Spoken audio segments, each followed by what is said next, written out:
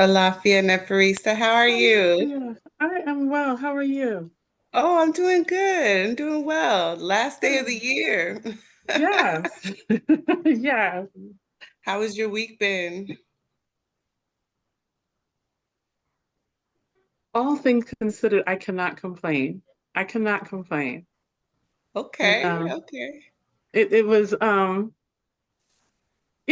it's just life, but I think I'm going through a shift.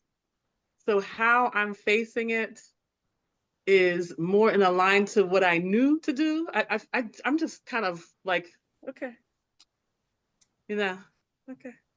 Stepping into flow. Yes. Stepping into flow. So it wasn't a bad week. How was your week? How's the family? The family is good, good. This week it went by so quick. It felt Yeah. like time was really like pressing forward. And so this week was good. What was significant this week? I started to do like more meditation, more like gearing up into what the things that I really want to work on for next year. And it was interesting that, the alchemists that were reading these parts, and I think I probably went ahead, but it was some interesting things that kind of hit me a little differently based on some of my meditations and reviewing like the messages of the year and things like that. So, really just trying to focus on setting my routines. Mm-hmm. This is the thing, like Mm-hmm. as I get busy, my routines kind of Yeah, me start to too. get Yeah. sporadic. So yeah, these are the things I want to work on. So it's been a lot of stuff coming up for me that I need to improve, but it will help me in my walk going further. But Yes. all in all, Yes. family is good. Um, Good. week was okay. It was good. It was more relaxed, let's say. Mm-hmm. Uh, I started my moon cycle. So, I was gearing up. I was like, I have this great idea. I'm going to do my spiritual bath today, like the day before we go into the new year. Yes. Boom, yesterday, moon cycle Yeah, like not today for you. Not today. with the divine mother blessing. That's a blessing. Mm-hmm. Alafi, oh, maybe she can't hear yet. She's coming. Yeah, she's coming. Yeah, Yeah, because I was she's gonna coming ask because in. I got my purification uh kit from Nausea this year, which was my first time. So I wasn't sure if you guys did it on a certain day or if it was just when you were moved to do it, if you did it on the eve or the new year, the actual day, and if there was an order or a process in because I didn't find instructions. It was just the perfume, the powder, the soap, and I feel like there was four things. One other thing, I think. The herbs. Yeah, no, Yes, there we I go. love, Hey, yeah. I Jahi, love you, Alafia. Kwabi. Hey. How are you? Oh, I'm tired. I didn't get back from the restaurant until 3 a.m. and then I'm watching the Oh kids, my God. so I woke up Oh, to Oh my, 9. So I'll be muted a lot, but I'm here. oh my gosh, man. Well, okay, yeah. So, no, we didn't specify a certain day. It was just before the new year, planning the purification to happen before the new year. okay. When talking about instructions, because you're on the Goddaughter tier of Patreon, if you go onto Patreon, I think it was in September or October. No, it was in September, right before the October fast. Miano did she did a workshop on how to prepare and administer the spiritual bath. And you said that was So in if you look at October? that, and it's about an hour long or And you said that was in October or something. September? It was at the end of September. End of September. So if Okay. you look through at the end of September, it's like how to prepare a spiritual bath, and she'll walk you through the process.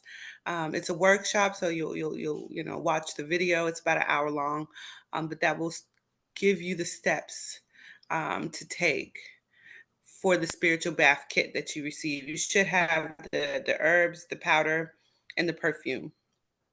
Mm-hmm. And a Okay, soap. yeah.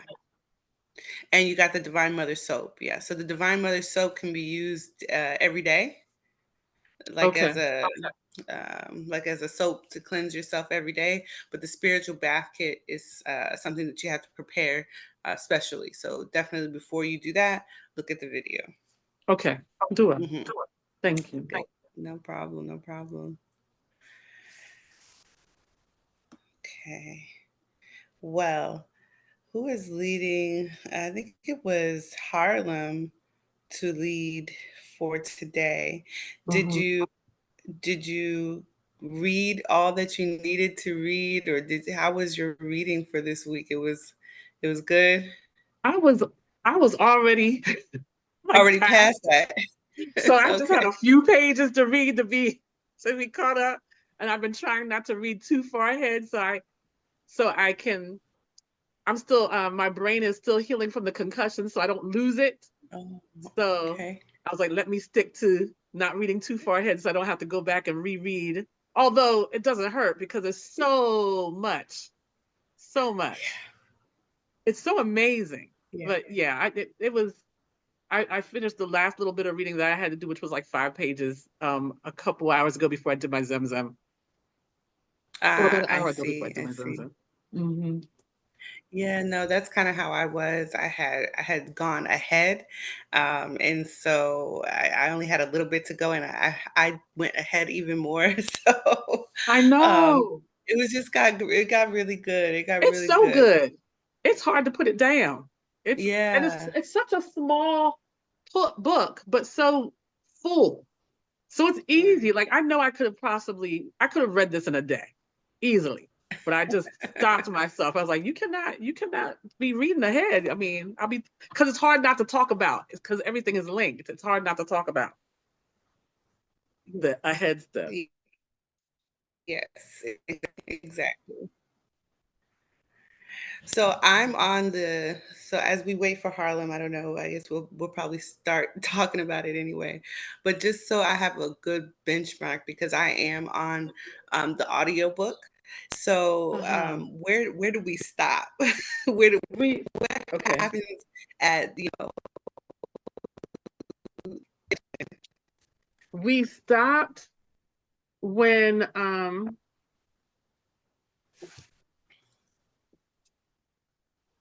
Yeah, I'm trying to find the pages now because I've been reading on my tablet. I also have a physical book, but then when I looked at the pages for today, I was like, I was like, oh, my tablet stops at 115. So clearly the pages in oh the book are different. So I'm not exactly sure where so in we're the supposed book to be at. it would be the page that has the alchemist at the top, his little picture of him wrapped up at the top of See, the not all page. of the books have pictures. So my copy that I have is an older copy, and then there's like a 25th edition, which I think is the one Uh-huh. that Mianu has, and I think that you have. I think it's the one with the red cover.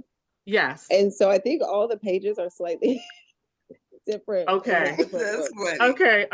We're gonna have to have a reading. So okay, right. Read page Okay. 130. So then it was talking about the boy asking the alchemist, he's going through all the issues with what his heart is saying to him. Okay. And the alchemist talks to him about how once you keep listening to your heart, that your heart and you will become friends, that you get aligned. And then Mhm. like the last thing he was saying to him is, does that mean that my heart will never like lead me into danger? So that would have been Mhm. the end of the last page that we were supposed to read. Okay, so I did catch up then. I think I went a little past that. Yeah, me too. Okay.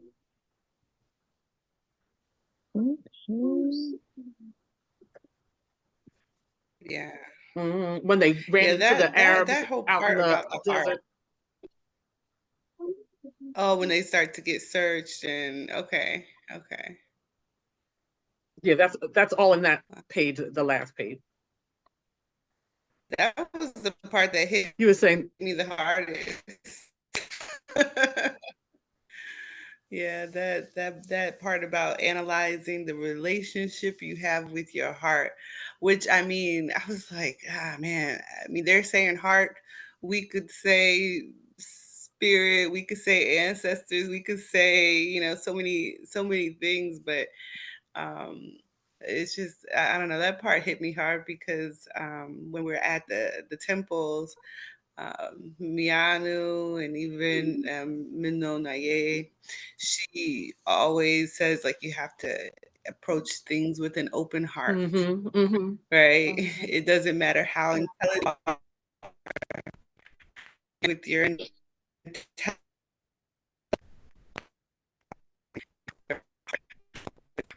and then going actually means listening to this, I'm like, ah, interesting. This is kind of what that means, right? Developing the relationship that you have with your own heart. Mm-hmm. It's very, very interesting. But yeah, I will let Harlem, if she comes on, I'll let her do her thing. But that part really really touched me. Yeah, that was definitely my part too, because in end time they always tell us to keep a light heart, to not hold anything, that is negative in your heart. No malice, no negativity, no anger. You want to keep a light heart.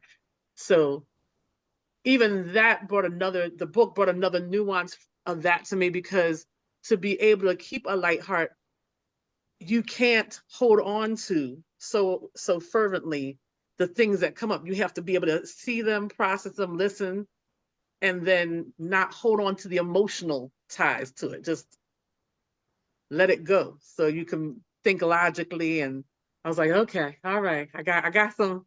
I mean, I always know I got some work to do, because I'm always battling between what I feel, and then the information that I feel I'm getting from my ancestors and the omens and the signs, because I always lament to be able to discern the signs on the front end versus me having the 2020 on the back end.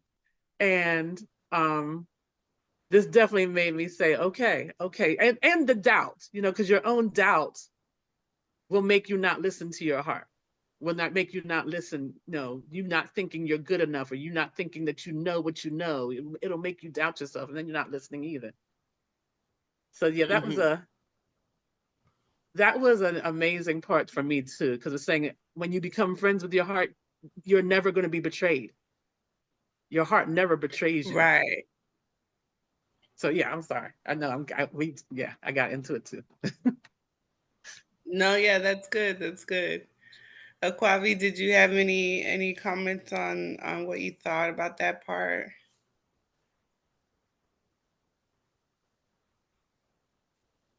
She's still here. Okay. You're on mute if you're talking. Sorry, I was getting the kids situated. What did you say? Oh no, no. If you're not ready, it's okay. I was just wanting to see if you had any comments on that part, about when they're talking about the communication with your heart. Oh yeah, I found it to be very just very truthful, because it's like there are times where you don't want to listen, or you feel like, oh, I should do this other thing, but like in your heart, you know that there is something else that you want to do. And like, so just ignoring it and not acknowledging it, like it doesn't it doesn't work. Like how we were saying, like once you start listening, like it won't stop. And so I found that to be very true. Yeah. Yeah. So I was also thinking like, is your heart your intuition?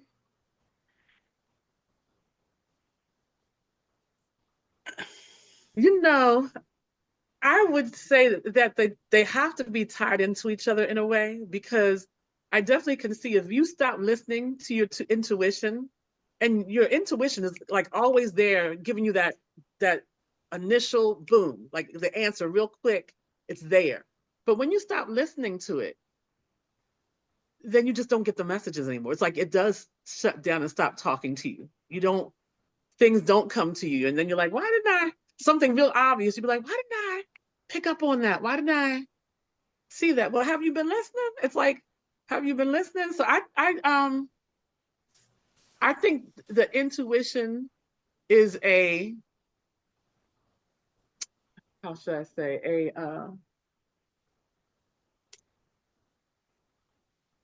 like the word isn't coming to me. It's right there. It's like a appendage of the heart in a way, a part, one of the pieces that works in harmony, just one of the aspects of what the heart does or can bring. That's what it seemed to me. Hmm. Yeah, I would agree with that because it's like intuition is kind of like a muscle. And so it's like when you're not using it as much, it gets a little weaker, like or like when you think about like going walking or running, like you can well, for the most part, if you're in good health, you can always like walk or run a little bit. But like when you really start getting a routine and a habit, then like you're able to find a pace and it's very easy and stuff like that. And I feel like it's the same way with intuition, where it's like, especially like for us who already are naturally like inclined and that's in our bloodline, we already have like a certain, I think, level that might be a little bit above regular people. Like that's our baseline. But then when we really start using it and getting in tune with it, then like that's when it really opens up and like extraordinary things happen. But I think like you can't really have strong intuition if you don't have a clear heart. It's like that's the channel that helps bring in that information and like flow into like your intuition. Yeah, that's a really good way or interesting way of putting it.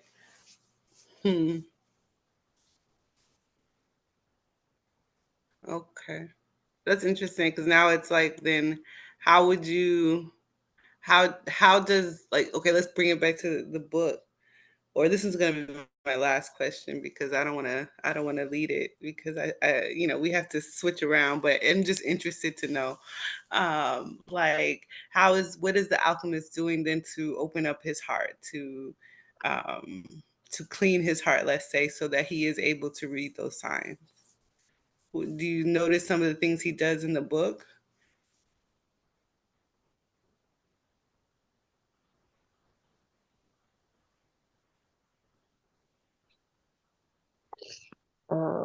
I'll go. I think that the alchemist is very present, like always in the moment in time. Like I remember when he told the boy, like, well, I don't know exactly.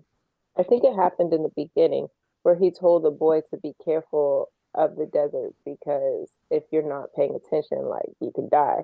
And so like all I feel like he's always staying present, and then he's also like has a strong connection to nature. Like he always has his falcon and they always like follow certain routines or like ways of going, like especially with them being in the desert during this war, like they're hiding their fire or they're going different ways, like they're very connected. And I think that being present is like one of the biggest ways to stay open with your heart, of just being like present and connected with what's around you. Alafia, alafia, alafia. I go. Um,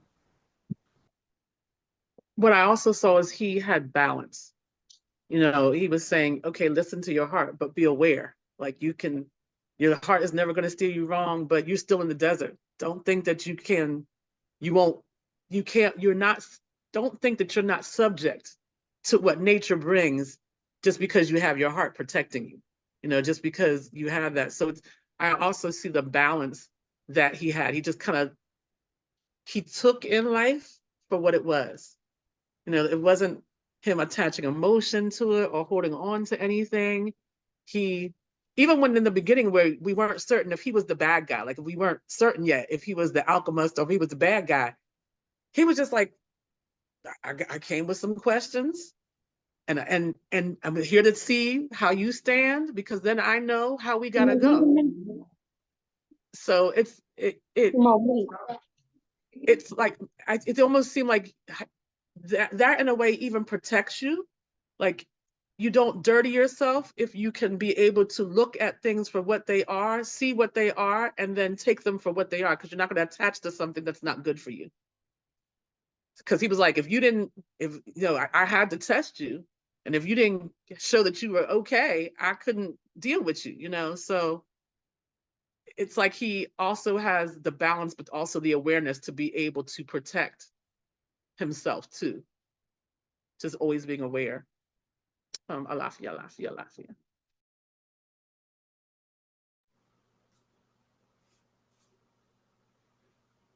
I'll go. For me, what I noticed is that he was always grateful. He seemed very grateful. So, in any of the circumstances that he was in, as he was going through the desert, he was grateful. So, when they learned about the bandits in the desert, he was grateful to be at the oasis. And when he had the omen, or when he saw read the omen, and told the wise men or the chiefs of the oasis, and they threatened to kill him if he was wrong, he was still very grateful. I remember in the passage he said, well, if I died, then I've come a long way, longer than any shepherd has ever come, and I experienced and learned a lot, so I'm grateful. And even when he met the alchemist and didn't know the alchemist, didn't know it was, like you said, whether he was a good guy or a bad guy, he said, okay, well, if I died now, I've already experienced so much and learned so much, and being grateful. So I think that also made him open enough to be able to receive some of the wisdoms that he was receiving from the alchemist, or from all of his experiences. Yeah. Alafia, Alafia, Alafia. And Kafra, I was talking about the alchemist. I didn't realize we were talking about the boy. So yeah. Me too. Me too. Okay. No, hey, it's all right. Y'all are telling, yeah, maybe it's just me. So, but that's a sign too, because, even though Harlem is not here, somebody has to pick up, and it shouldn't be the same person, from time before. So actually, I'm going to quiet down. And I guess out of you, Aquavia or Harlem, which one of you ladies wants to take over for Harlem today?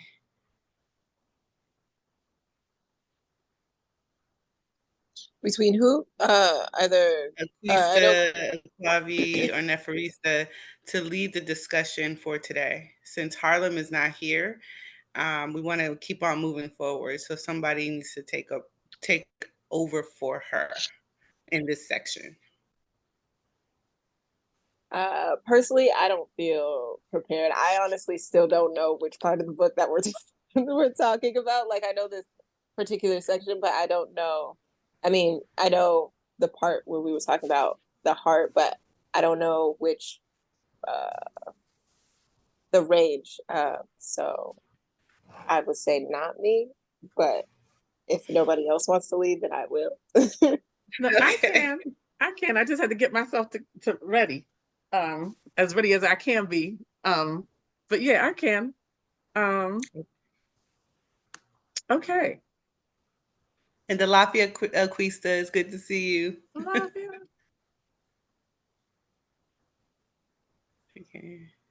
Okay, so the first point that I realized in the beginning of this, because I believe we quote unquote started on page 118, and we've all been talking about it, as a reoccurring theme, was when a person really desires something, all the universe conspires to help that person to realize his dreams. But in the book, along the way, there was a portion where the alchemist kept talking to the boy saying, okay, well, it's time for you to realize your personal legend. And he was like, well, you know what? I feel like I already have. I've gotten all these things that he felt were good for him. And the alchemist was saying, but that's not the pyramids. So what did all of you think in regards to the things that he received and how that affected him or like applied to his actual personal legend?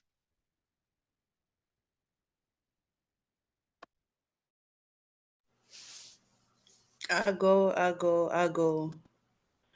That part was really interesting for me because for so many times we are always left with the question of, am I on the right path? Am I going the right way? Is this the right thing to do or not? Is this where my goal ends, or is there more?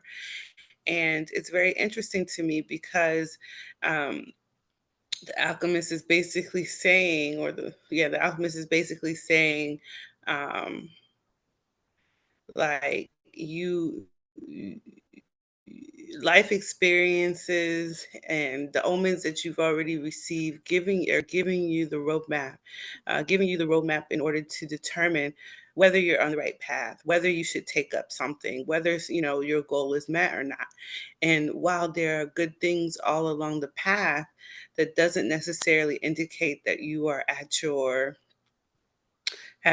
personal legend, and he always refers back to the initial dream or the initial destiny. Like, are you at the pyramids? This should be your, as Tiffany said, your personal compass, your personal legend. Did you find these things at the place where the treasure was supposed to be? If not, these things are great along the path, but they're not your personal legend. They're not where you end. And I think a lot of times in life we need that, because we begin to get off track and we end at a place that's maybe good, but not necessarily where we're supposed to be. And if we always use that dream that we have or that destiny that we have as the compass, we can always determine where we should be, right? Or what is good, what is our end goal, and have we achieved it or not? Alafia, Alafia, Alafia. Yeah. Yeah, I remember the alchemist saying that like everything that you went through is not going to make sense until you make it to your actual goal. So even though you've gotten a lot of things on this journey, things that you didn't expect and things that made you happy, there's still more that needs to be put in place. It's like when you just have a couple puzzle pieces left. And so you can see the whole picture, but there's still a few pieces missing. And I think that a lot of times we can get like complacent or be like, oh, this is good enough. Like, but there's still another level that we can reach. And I think that it's good to have someone or something be able to show you that and like hold you to that and like get you to reach a little bit farther. Because yeah, the boy, once he found Fatima, he was like, oh, I could live real good here after he got all them gold pieces. He was like, okay, I could be a little advisor. Like he was like, this is a good life. But the alchemist is like, no, but there's more. And so I think that that really spoke to me because in life I've like learned how to just be happy with what I have around me, but like which is important to have, but also it can keep me from like trying to keep going. And so I think it was a good reminder that like there will be more pieces that can fit into place or it can even enrich like the pieces that you already have once you keep going. Like I really liked how the alchemist was like, all right, let me break down what will happen if you do decide not to continue to finish your personal legend. Um, and I think that's also something that we don't always see is like we think that we'll be able to keep all the good things that we have, but we don't realize that it was like that pursuit, that energy of like pursuing and striving that was like keeping all those things together. So then once we stop doing that, like everything that we have might fall apart. Like if we don't continue past that and like get whatever those next lessons are. So yeah, I'll go. I mean, Alafia.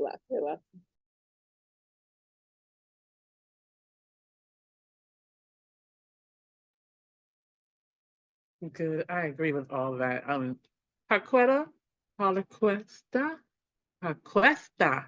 Is that right? Did I say it right? Can she hear me? Oh, she's driving. You're driving. You're driving. Never mind. No, no. Drive. Be safe. Be safe. Um, I thought all of that when I was reading it. I'm trying to find my little bookmarker. Hold on, y'all. Confront. Quista, you're still muted. Oh, there you go. Okay. Am I unmuted now? Yeah. I missed the question. I'm multitasking. Okay. Yes, no worries. I can Um, put you down and talk. okay. The question was basically, let me see if I can phrase it the same way. Um, in the book, we saw the reoccurring theme that when a person really desires something, all the universe conspires to help that person to realize their or his dream. And there was a point where the alchemist was telling the boy, okay, it's time for you to continue on with your dream. And he started telling him, yeah, but I have all these different things and I'm happy. And that's my personal legend, or this is my personal legend. And the alchemist kept saying, yeah, but did you get that from the pyramids? Like, did you get that thing that you're happy with from the pyramids? And although you're happy with these things, you know, it's not really, you haven't really achieved your personal legend. So the question is how do you see the alchemist reminding him of you have not achieved your personal legend yet? No, hold on. How do you see all the gifts and the blessings that he received um, on his journey, and how did that actually apply to his personal legend?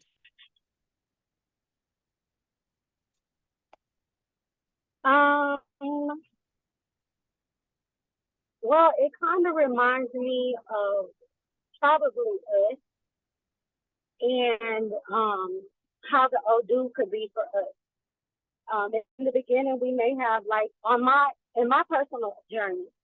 Um, in the beginning, I always seen spirits and stuff like that as a kid. Um, then I was kind of raised up like most of us in a church.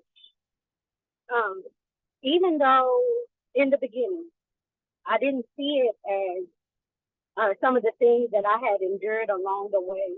So when I say that, I mean like the church, I mean my disease, um, me going to school the first and second time, and then me wanting to go back now. I see all of that like with the church. The church uh, gave me values that could still be utilized, although it's not for the same, I guess, exact reason. It can still be utilized for a purpose. So, consistency may have been taught in the church. Faith may have been taught in the church. Other things along the way, other stories and things of that nature. And then I turn around and I get sick. Okay, although I can't see past my sickness at times because I'm still working on it. I think that was put into place because by being sick, I can be a better healer. That's kind of how I look at it. How can I heal somebody if I've never been sick or if I've never been through a specific trial or tribulation? And then, I incurred black magic. Black magic coming up over the years. Every time I would think I was okay, a sense of black magic would come and would tear me completely down. Not completely down because, again, in the beginning, the church gave me that faith that I needed to sustain whatever the situation may be. But anyway, how can I heal somebody if I've never been through anything? Like if I've never been through a trial or tribulation. So I might think I'm on top at one moment, but then I would get these gut feelings or I would have these visions and things like that that would knock me down and remind me, you're supposed to be going another direction. this isn't the direction you want to go. You know, this isn't what you're supposed to be doing. It's something else you're supposed to be doing. So the church couldn't fulfill me because it wasn't necessarily where I was supposed to be. I got what I needed from the church. I got what I needed from my illness. I got what I needed coming up, going through a lot of different stuff that I had to do, a lot of trauma that I had to endure. But if it had not been for that trauma and some of the things that I had to go through, and sometimes people reminded me along the way, you know, you're a good helper. Yeah, you can do this, or you can see that, or you can hear this, or dream that. But you know, it's more to it. I hear this all the time. And when I mean all the time, I mean people I've never come into contact with before. I'll be like, ooh, your life, you know, it's something else you're supposed to be doing. It's more to the story. This is where your story ends. You got to keep going. You got to keep digging, trying to figure out what it is. Versus me coming complacent in the place that I was, it kind of gave me an initiative. You know, okay, yeah, grab that. You learned that. Grab that. Add that to the book. What's next? What's next? What's next? And sometimes, like him, we have that person as well that may be giving us that extra drive or fight or reason to be able to continuously move forward. So that's kind of what I feel like the alchemist was for him. You know, sometimes we need that, and sometimes it's people we don't even know that comes in and give us that push or that nudge. Hey, come on now. Yeah, this is nice. The car is nice. The house is nice. This is nice. Your boyfriend's nice. This is this and that is that. But you're still not doing what you're supposed to be doing. It's all crazy, but this ain't the end. So you got to keep fighting to trying to figure out whatever it is. You know, that's for you. I know we learned in church, you know, coming up, what God has for you is for you. So I feel like it's the same way across the board. If something is for you, it's your personal legend. Just kind of like how he kind of pushed and nudged him. I feel like we do the same thing for each other, as well as we have, you know, our priestess Tanara. We may have had other people along the way that still gave us that push, or just some of the situations that may have happened that pushed us or got us back on the track where we needed to be. Because just because it's going good, that don't mean it can't get better, or that don't mean that's what it's supposed to be doing. So that's kind of what I grasp from that. Oh, I didn't say Alafia. And then, no, I go. And I'm late on Alafia. Thank you. Yes. I go. Yeah, all of that I found was very important. And when I was reading that, what came to mind for me is when you set upon your path of your personal legend, you receive many gifts along the way. They are there to help you grow, teach you something, and encourage you, but don't get stuck with them, content with them, and think you've achieved your goal and stop moving towards it. One must remember what the actual goal is while the blessings and lessons you've never had before come.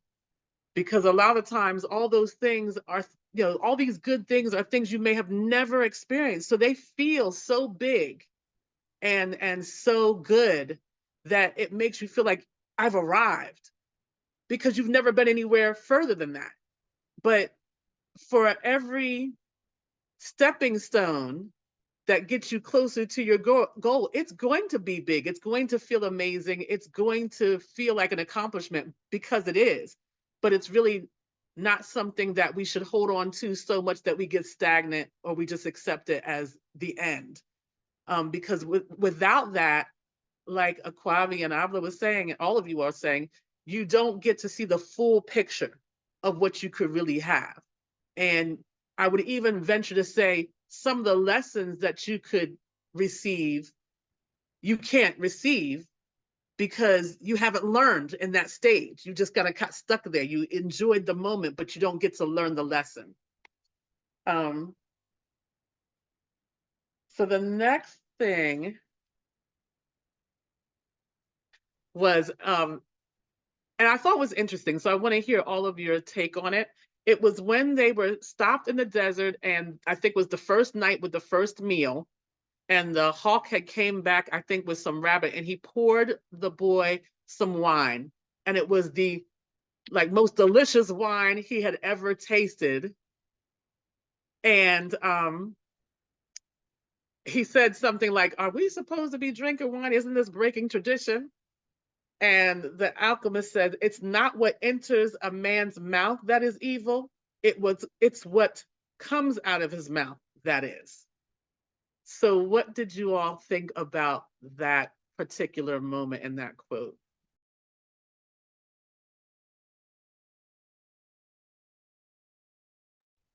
I'll go. It reminded me of the Bible, like instantly, because I'm pretty sure in the Bible it says that Jesus like said that when they were asking about like eating pork or like I don't know something about like going to someone's house or a different culture and like they do things differently that like we're not supposed to do, and then Jesus had said like it's not about like what you put in you, it's like what comes out. And so um I think it's interesting. It's something I'm still kind of reflecting on and trying to find a middle ground with, because like in the 77 commandments, it talks about obeying the laws of like the land or the area, but I think about when that conflicts with our own personal like values or like callings or our own things, like how to find that middle ground. But I think it comes from a place of understanding on both sides. Right, excuse me. Because I think about like with my own personal taboos, like if I go to someone's house and there's like a big meal, but there are, say, every dish has one of my taboos in it, like culturally, it's very rude to like not accept what people are offering and not being able to partake. But I think if I was to explain why it is I can't partake in that, there might be compassion there, or they might be able to find something else for me. But it's about like trying to bridge that connection, and like what's coming out is like love and respect. And I think that um like there has to be clarity and honesty on both ends to understand why that is important, and not just being like, oh, I don't eat this, like you guys don't have anything for me to eat. Like that's a different kind of energy than being like, oh, these are um my like personal values and I can't, cross those. That's like those are two very different things. So I think that I guess like leading with like love, or like how we talked about earlier, like going with an open heart and allowing that to flow out. I'll go. Thank I mean, you. Alafia. I go. Okay, so yeah, that passage, like at first, it did remind me of religion or Christianity, in a way.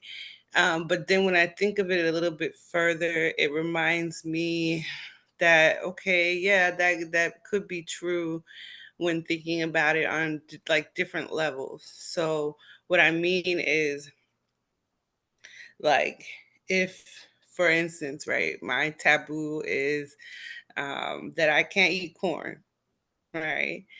Is it the corn that's terrible? Is it the corn that's evil? Or is it my reaction to the corn, whether it be spiritual, whether it be, physical? My reaction to the corn is is not balanced, is not positive, is not uh in alignment, right, with my destiny or with my personal values. But is it the corn that's bad? No. So in the instance of the wine, like, is it the wine that's bad?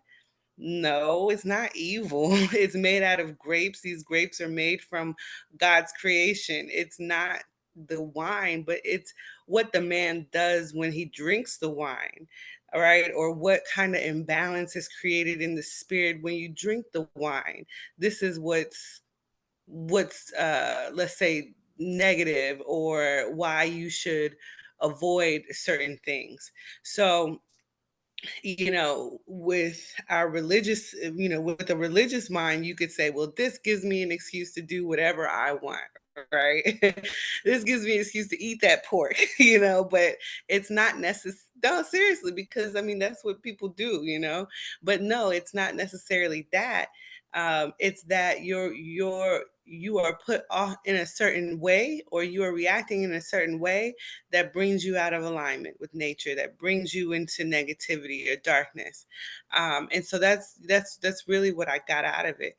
And it reminds me also, like, when we have all of these, personal taboos, these personal values, that those things that make us interact in a difficult way is not something that's like across the board, like how religion does. Like, everybody who is Christian must adhere to X, Y, and Z values. And if you do so, you're fine.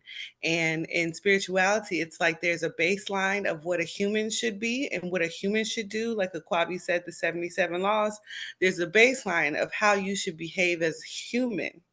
And then there's your personal humanity, it's your personal way of how you should behave in order to be in alignment with your destiny or in alignment with nature. And so when you think about those levels, it's like, okay, that's what it's about. It's not about that this corn or this wine or this, herb is evil. It's how we're how it puts us off balance with the line in a line off alignment with nature. Alafia, Alafia, Alafia. I go. Thank you. Aquesta, do you have any thoughts on that? I go. Um, I guess kind of agree with what everyone, because it's true. As far as it's not what you do, it's what happens when you do it. It's kind of how I look at it. Yeah, some people could drink alcohol. That's the base, right? Well, in Christianity, not supposed to be an alcoholic. Well, some people can drink it. It does absolutely nothing to them. But then we may have a person with alcoholism, or that is suffering from alcoholism, that it could completely spiral their entire life out of commission. Each situation is different for everyone. Um, like Alba was saying, our taboos are totally different. Our values will have similarities, some of them. Just if we're working off of a specific base. But for the most part, for a lot of the things that we may come into play with would be things that us as a personal, like a person, just a single person, like she said, what our taboos were. So we kind of work from whatever those taboos are. And yeah, we could do them if we want to, but there are effects if we do them. It's just like we can speed down the freeway if we want to. But we know that by speeding, the officer could stop us and we can get a ticket.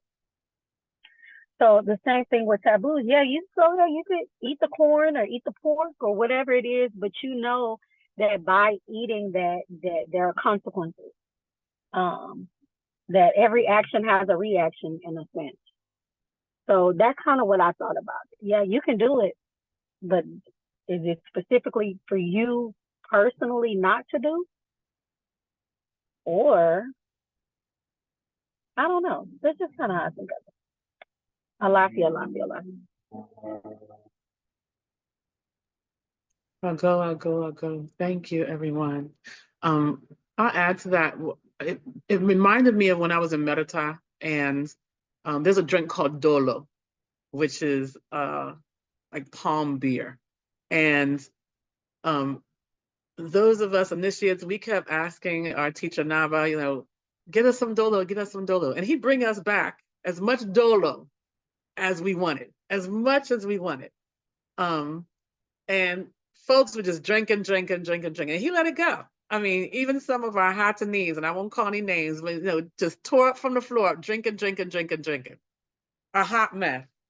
And, I would watch him like every morning before we kind of really got started with the day, he'd take a shot of I think it was Jack Daniels. He'd just take one shot, he'd go on the rest of the day. He might, take a sip of the Dolo, he'd pass it. So finally one day he said to us, "You are at the temple. This is sacred ground. You ask for Dolo, I will give you Dolo. I'll give you as much Dolo as you want.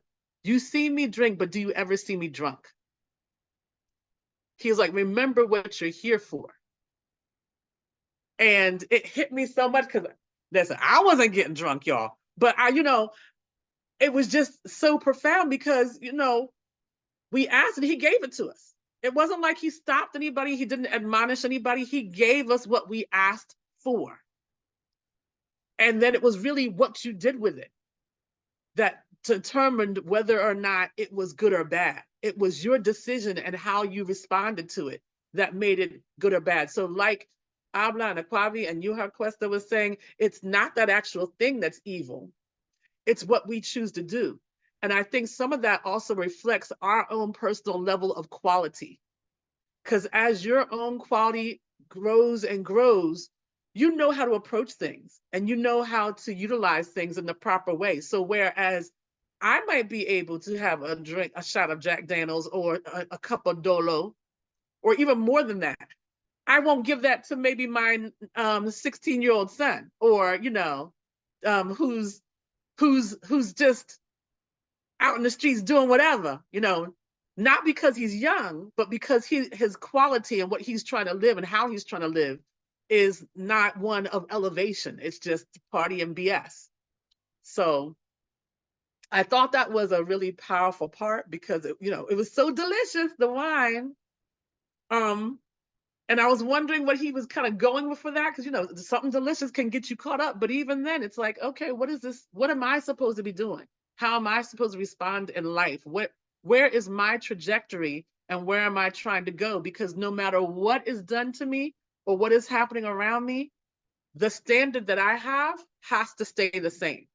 The things that I have to do, I have to uphold and live up to, regardless of what I'm drinking or what comes to me. So I thought that was really so small, but so powerful just in that moment.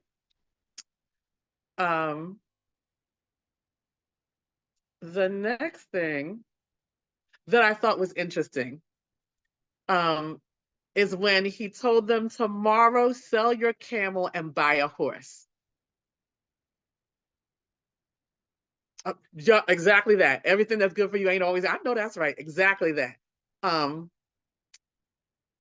he said, tomorrow, sell your camel and buy a horse. Camels are traitorous, which I was like, how you gonna talk bad about the camel? I felt some kind of way at first until I read further and it said they walk thousands of paces and never seem to tire. Then suddenly they kneel and die. But horses tire bit by bit. You always know how much you can ask of them and when it is that they are about to die.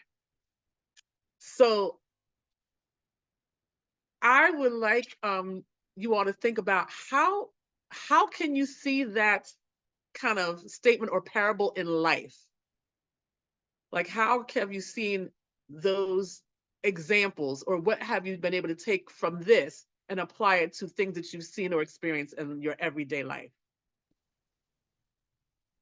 I'll go. This is one of my favorite lines when I read it, because I instantly thought of Black women, like just culturally in general. I feel like, as I was about to say species is not the right word, but like as as a group, I feel like we give camel energy. Like we will take on everything and we will keep going, and people don't seem to like think or know that we're tired. We don't even know, and then out of nowhere it just, something major happens, like a major illness, or like something really seemingly small happens, and then there's just a huge blow up, and it's just like, where did that come from? Like we had no external signs that things were going on.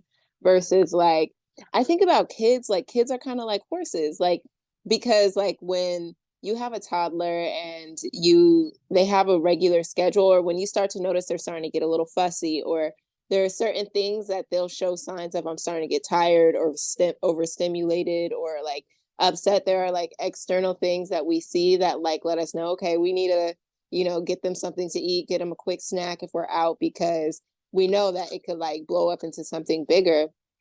And I think it's like important to switch our internal like perception to start to be able to notice when we're starting to get off track.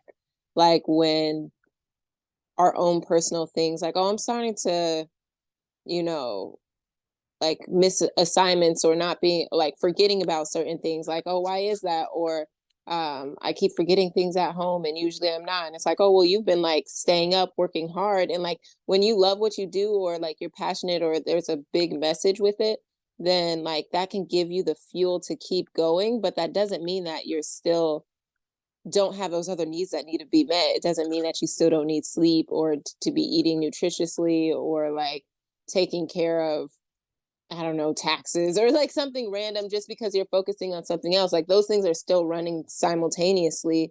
And so being able to like, again, like we talked about, find that balance between the two, and start to, once we start noticing the signs, like do something about it as well. Because sometimes we notice the signs, we know that we're getting tired and we're overworking, and we still continue to just do it, which will ultimately still end up with us like dropping at some point, or having a crash. And so it's like identifying those signs, but then also doing something about it.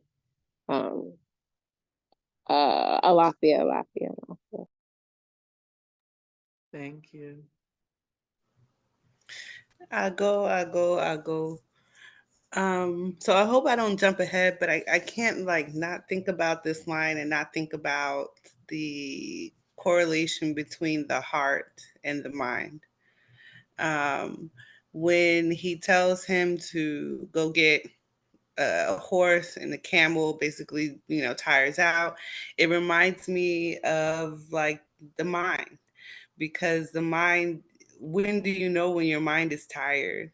Like Kwavi was even saying, like for Black women, we kind of just work, or we give all, and then all of a sudden we're burnt out or we break down. And it reminds me of the mind. The mind continues to run. Even sometimes when you're asleep, it's just running.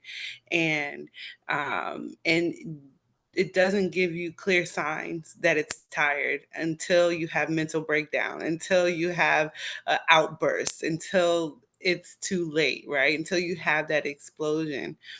But when the alchemist explains how the heart works, and how the heart, even though you or may not be listening to it, but if you're listening to it, it always gives you the sign of when it's in stress, when it's going to putter out, when it's going to break down. And you know how hard to push it based on its stamina, right? Based on the type of horse you have, the type of heart you have, the type of spirit you have. You always know that. And so that's what it reminded me. It was like an early correlation to the next conversation, relating him, to now listen to your heart. Now use your heart as the vehicle to move you forward, rather than your mind by itself. Yeah. Alafia. Thank you. Anyone else with any thoughts?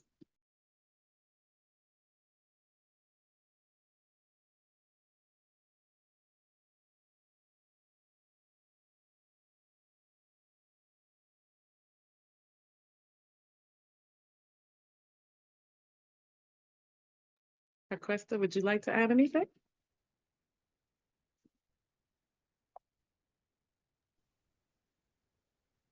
I go. I call bits and pieces because I keep running around in this car, moving around. Um, hmm. So this was about the horse and the camel, right? Correct. Yes. That statement. Yes. Okay. Mm.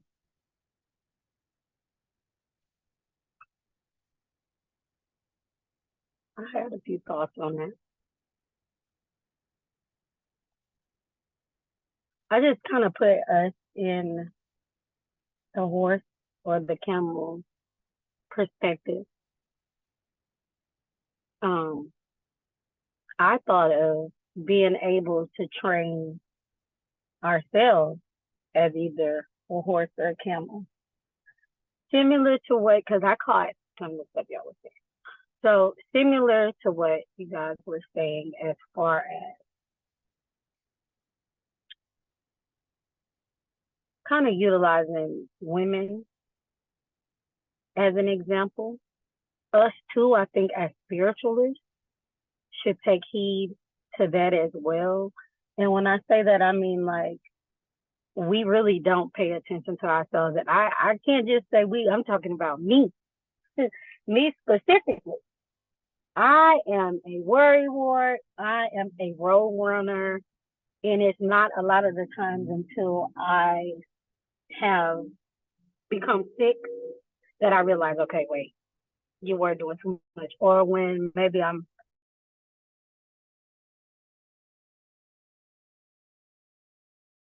everything is kind of getting on my nerves. I'm like, ooh, like instead of me saying or paying attention to where I started becoming overwhelmed, and I'm getting better with it, but when I started first becoming overwhelmed or not knowing how to pace myself, I kind of overdo it with everything. This is this is like seriously with everything when it comes to me. I just go, go, go, go, and then I'm sick all of a sudden. And everybody be like, "Oh my God, you were just fine." And I'm like, off the top, I'm like, I overdid it. And they like, you just say that so nonchalant. No, because I know I should have sat down a long time ago. But I wanted to be like the camel and just keep going and going and going. And then I ain't gonna start collapsing and die, but my body stopped working. My hands may swell up. My legs may be so swollen or feet that I can't walk on them because I wasn't paying attention to the signs. I wasn't paying attention. Okay, you caught a cramp or your muscles tightening up on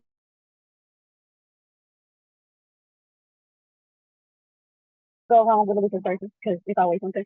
I wasn't paying attention to what actually was going on during the particular situation. So then, boom, now I have to fight and go. Okay, you know, wait a minute, I'm getting on my nerves now.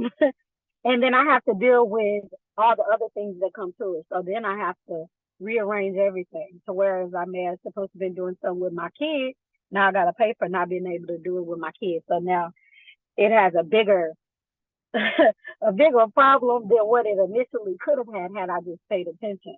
So now it's gonna set me back. I can't go with my daughters. Gotta find somebody else to do it. Not somebody else. My legs are swollen, so now I have to go try to get steroids or other medications or whatever the case may be. Then I may have been supposed to be doing some spiritual work, all this at the same time, but because I overdid it and wasn't taking, little breaks here and there, I completely wore myself out. So then I had to deal with a lot of way bigger repercussions because I wasn't paying attention to, you can call it intuition, you can call it, um, reading myself. Was I reading myself properly? Um, it could come in a dream. It could come in so many other ways. It's just different ways that it could happen. But that's what I thought of when I first heard that.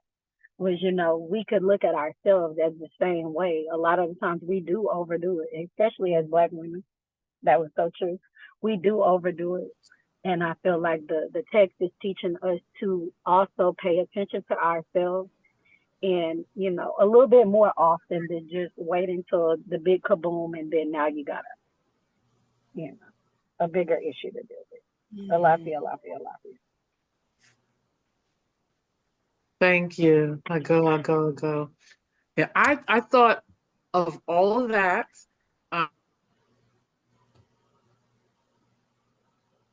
Especially like everyone said, it's so easy for us Black women to take on that mantle of go, go, go, go.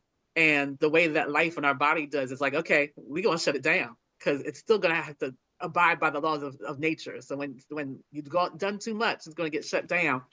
But I also wanted to double back on what Abla was saying. You know, when our mind is affected, the mind is the very thing that we use for everything.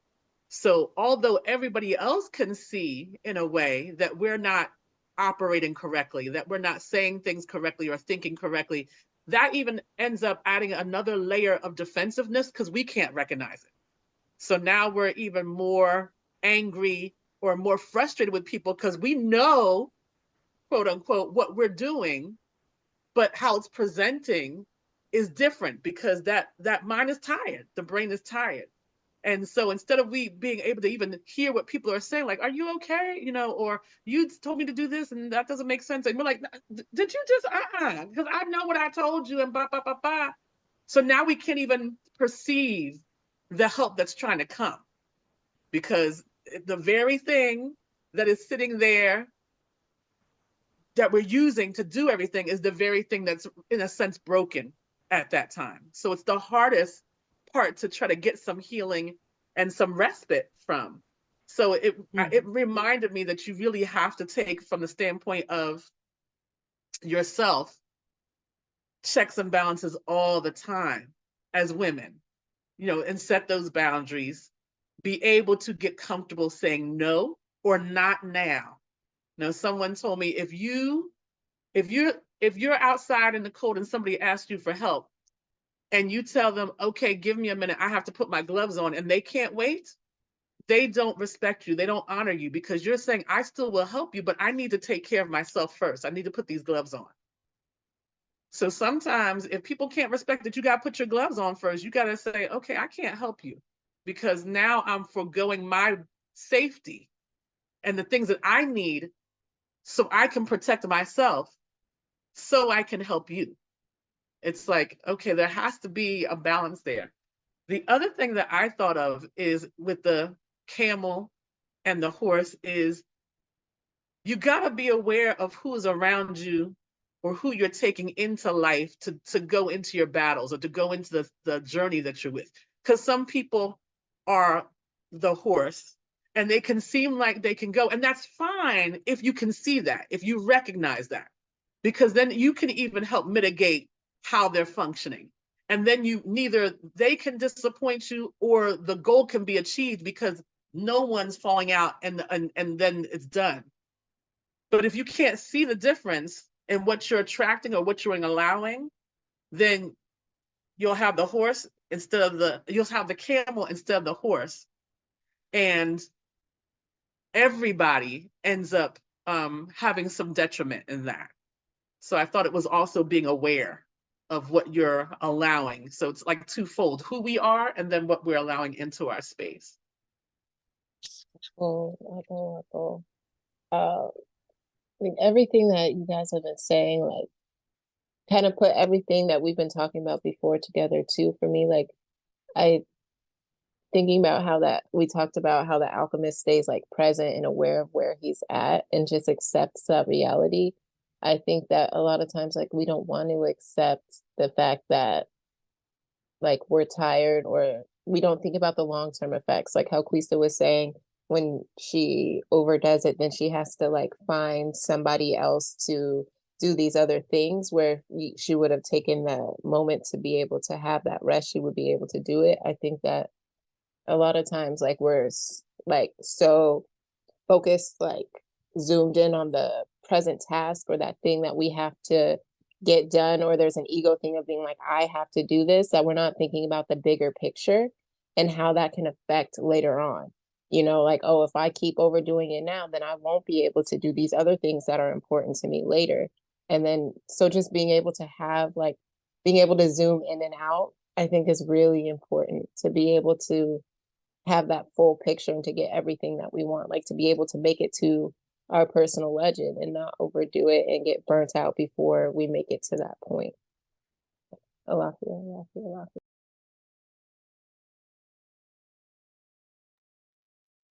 Thank you, everyone. Anyone else have anything to say about that particular topic before we move on?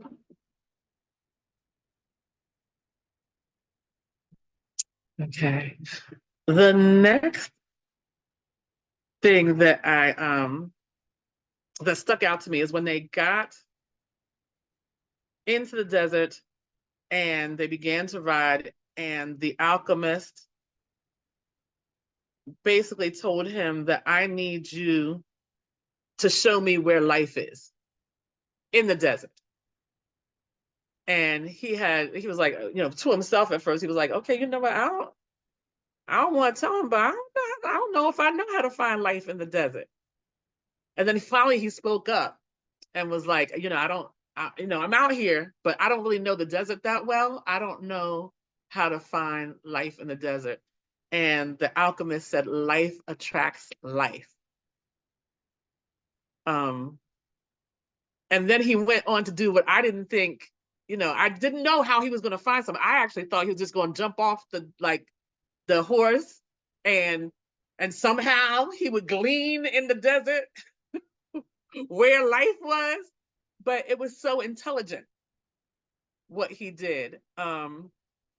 What did you all think about the process that he used in finding life, and what does that mean in regards to how we can approach finding the things that we don't know, that we do not think we have the ability to find? I go. This could have went a couple different ways. The way I see it and what I thought about immediately was, don't just scratch the surface. Don't just, utilize the things that you could see with the naked eye.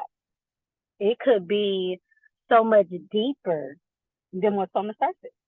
Sometimes you have to dig versus,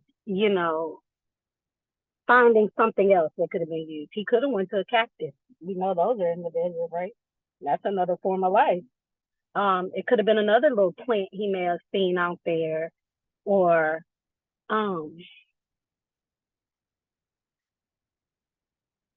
I'm just gonna say that. I just feel that sometimes just dig a little bit more.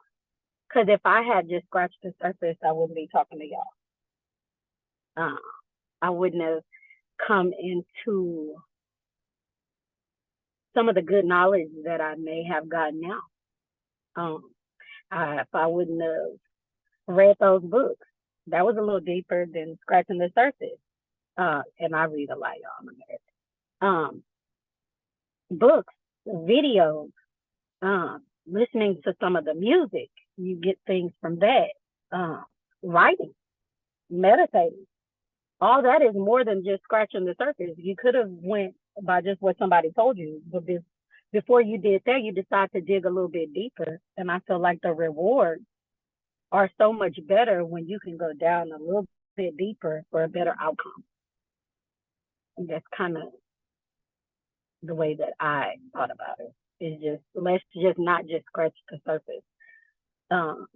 We utilize each other as tools for stuff like this all the time. We're doing it now. We're not just scratching the surface. We know exactly what the book said, but we're not talking about exactly what the book is stating.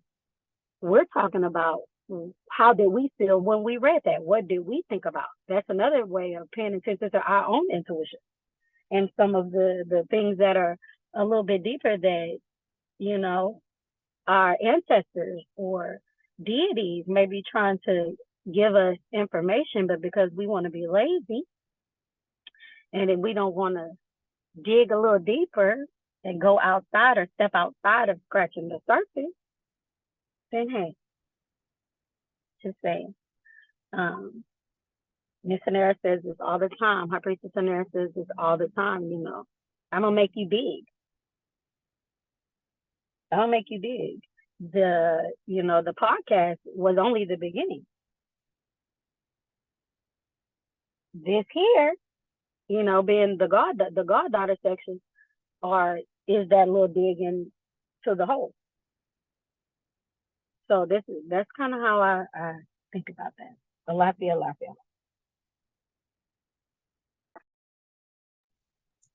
Go. I really liked how he used his resources. Like he was like still being true to who he is, which is like a go-getter. Like we saw that from the beginning, from when he was a shepherd to a crystal salesman to like everything. He always uses what he had. So he finally, when he was like, yeah, I'm not sure what I'm doing out here, and he spoke up and said something, and then he wasn't given a direct answer, but he was given enough for that to be like, okay, well, my horse is alive, my horse is from out here, let me just see what he do if I'm not, if I loosen control and let him just go his own way. And then even still, he could have done that and then never said, like, okay, here's the spot. He, you know what I mean? Like he still had a part to play in that. He didn't just, he doesn't let just things happen. He still plays a part in it, but I like the collaboration that happened and that he didn't like spend a lot of time thinking about the fact that he didn't know what to do. When he identified he didn't know what to do, he did something about it.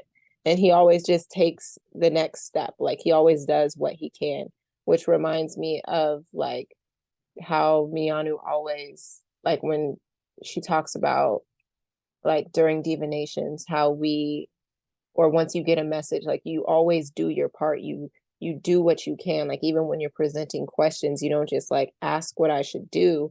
Like in a general sense, it's like presenting, you know, I've done these things. This is the outcome that I'm looking for. Like there's still a component of like our power and our agency that we have to utilize, which I think a lot of times coming from the West and like New Age and stuff, they don't really empower you and let you know like you are capable of doing these things, like you can figure it out.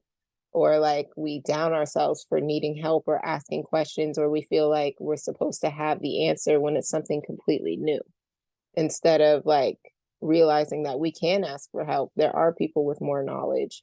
Um, and just always focusing on that there is an answer instead of the unknown.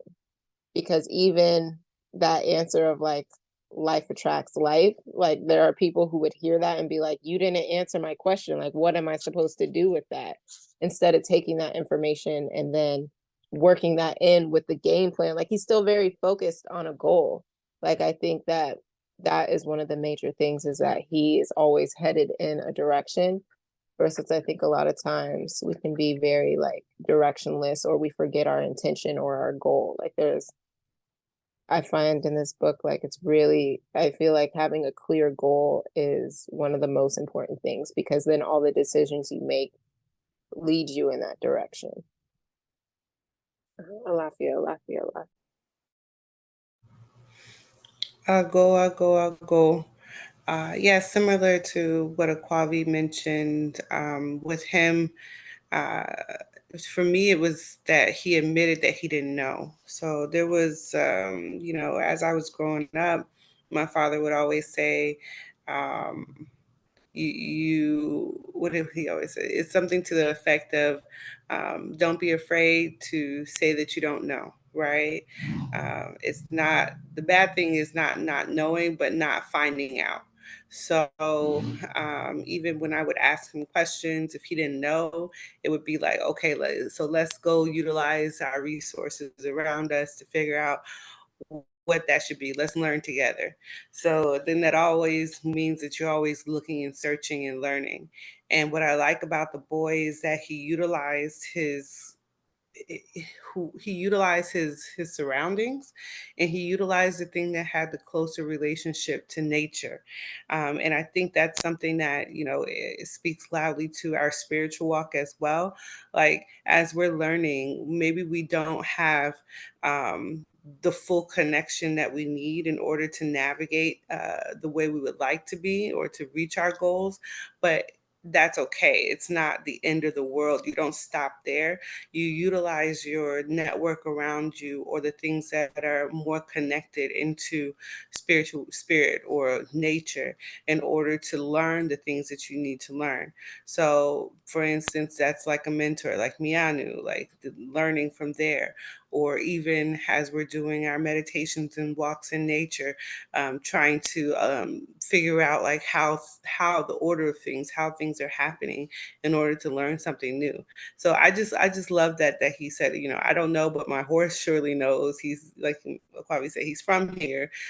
So let me observe him, right? And like Aquavi said, like it's just not that he could have fallen asleep on the horse and woke up next to a snake. Like he had to use his mind. He had to, observe. He had to be in tune and in line and on purpose and present. And so that's what I got out of the story. And even after he found the snake, it was still work. He found life, but it was still work to get that, right. The alchemist had to dig in the hole. He had to risk his life getting bit. Like he had to control that thing that he found or contain that thing that he found. And so it just shows like how much endurance is really needed, to access life, to move forward in your goals. Alafia, Alafia, Alafia. Thank you, everyone. All of that is exactly how I thought about it. I thought it was so amazing, especially because I didn't know what he was going to do with the horse. I was like, and then when he let the horse go, it reminded me, and I cannot remember the tribe, but there's a tribe of indigenous people that when they look for, I want to say it's an ant or an ant mound or something, they give is it honey? It's something in the desert. Water.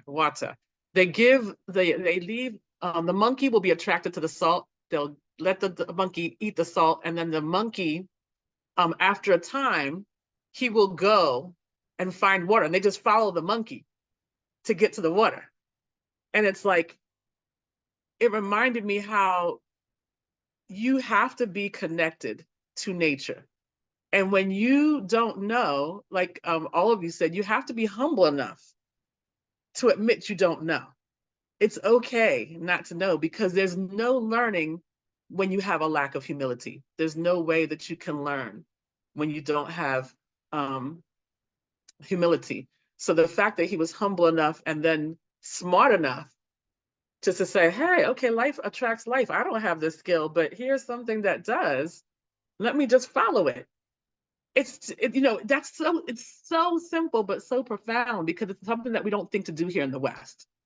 We just expect someone to give it to us, or we are too proud to say we don't know, because there is a certain level of looking down on you here if you don't know. So it's like a double-edged sword here in the West, where one, it says, oh, there are no stupid questions, but at the same time, if you ask a question, you're kind of berated or looked down, like, why'd you ask that question? And then there's no growth. So then there's also that expectation of, hey, well, then someone should just give me what I need. So it's like you really see the cycle of degeneration here, and how it keeps you really distracted and keeps you away from nature and the things that we need. And even just being able to allow the mind to think in its most simplest way, to be able to be a part of nature and get what you need, because what he did wasn't rocket science. It was just logical, but we don't think that way anymore. We've been taken away from that very simple and basic natural way of thinking. So I thought that was really amazing what he did. It reminded me, I was like, okay, it made me just think, like, just some basic things. Do I know where my nearest water source is, other than the one that comes out the tap? So it just made me more mindful of how I fit in nature and what that looks like for me, and what I would do, to be more conscious of it. Okay. Kafra. Uh-huh. I'll go. I mean, when you said that, it also reminded me, because you mentioned how we perceive or how we act in the West is as if, if we don't know, somebody is supposed to give it to us, right? Whether it's, just a teacher just giving us information, or a Google giving us information, like somebody is supposed to give it to us. And it reminded me of the mindset of the Englishman. So the Englishman thought that way. He would come, he would see the alchemist, and the alchemist would give him the knowledge that he needed. And instead, the alchemist told him to try again, right? Try to make it into gold. And he's like, well, I've done that plenty of times. But what was different about the Englishman was that he began to concoct some contraption from what he what he knew in the past. And like, he's come to the alchemist, he's done that before, that doesn't work, but he still is not, his heart's not open, his mind is not open to utilize his surroundings and figure out how things are changing in the desert, how people are, maybe he could have observed some natural occurrence of how to change something from one form to another. But he's utilizing, the same technology that he would have in the past, hoping that somebody give him something. And then when I think about the boy, like, he's with the alchemist now, and when he gets that quest, it's like his first not his, maybe not his first, but one of the profound lessons in alchemy that he receives there. Like, he's sent out into the desert to change one situation to another situation, to change having no life to having life. And what he's doing is he's transferring the knowledge from his horse to him, performing alchemy to change his situation. Like, he's doing it. It's not changing iron to gold, but he's changing the set of parameters in his situation by gleaming the information from, you know transferring the information from one form to another. I thought that, like the alchemist is extremely wise in that aspect. But I just see how the boy approaches the same situation differently than the Englishman. Alafia, Alafia, Alafia. I'll go. Yeah, I thought that was very interesting. The Englishman, like they had said that the boy had felt bad for the Englishman because when he finally met the alchemist, he told him to do something that he had already been doing, but like his perspective on it changed when he heard it from the alchemist. Like, the Englishman was very much into, I heard this phrase and I really like it, mental masturbation, where he just would always think and be very like in his head and reading, but not actually doing. Whereas the boy was always doing, like, that's how he always did his learning, was through like live application, like from the way he would observe the caravan, and how, like, we talked about it last week, how like everybody just learns differently. And so the Englishman needed to like get stronger on his actual physical applications of like trying to, put this amount of lead in and whatever. Like, he had said he was too afraid to actually do it, but because he was in the desert, which was kind of already a dangerous place, like he was like, all right, let me just like actually try. And so he did it. And then versus the boy was already in the action state, which is why he was the student that the alchemist had been waiting for. Because he was already willing to do the things. And like, even from their first encounter, when he was like, I had to see if you had courage, because you need to have courage to be able to like make it out here. So I think it highlights how it doesn't, like, your age doesn't necessarily dictate what you're able to do. It's like your internal driving force of where you're at, in what stage. Like, we all just have different stages that we learn certain lessons. Like, sometimes we learn it at a younger age and sometimes at an older age, but at the end of the day we have to learn those lessons. So I thought that was really interesting. Lafia.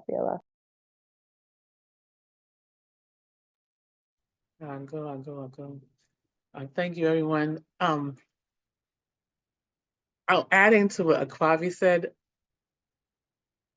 the difference is like that I saw between the Englishman and the boy.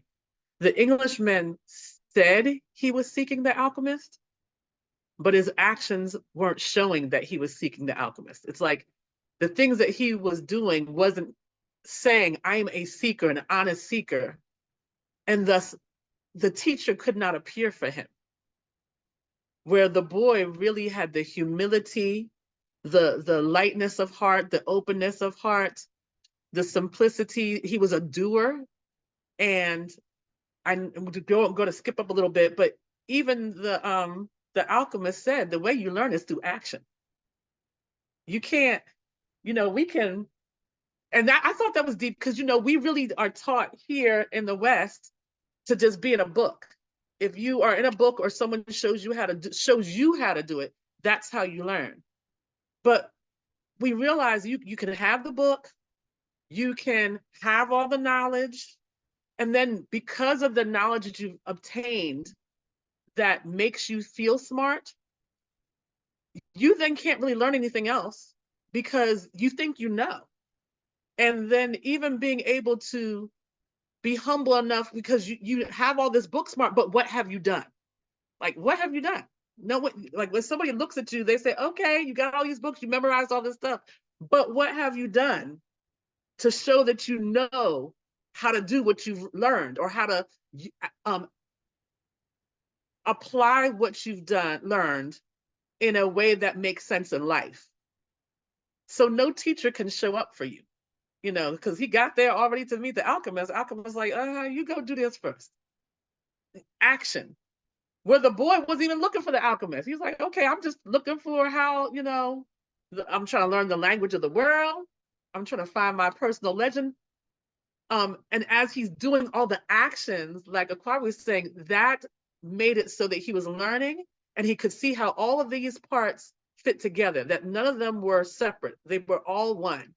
And thus the alchemist was like, yes, this is the one I can teach. This is the one I can learn, because the only way that you can learn, and even the only way that you can get to your personal legend, is through action.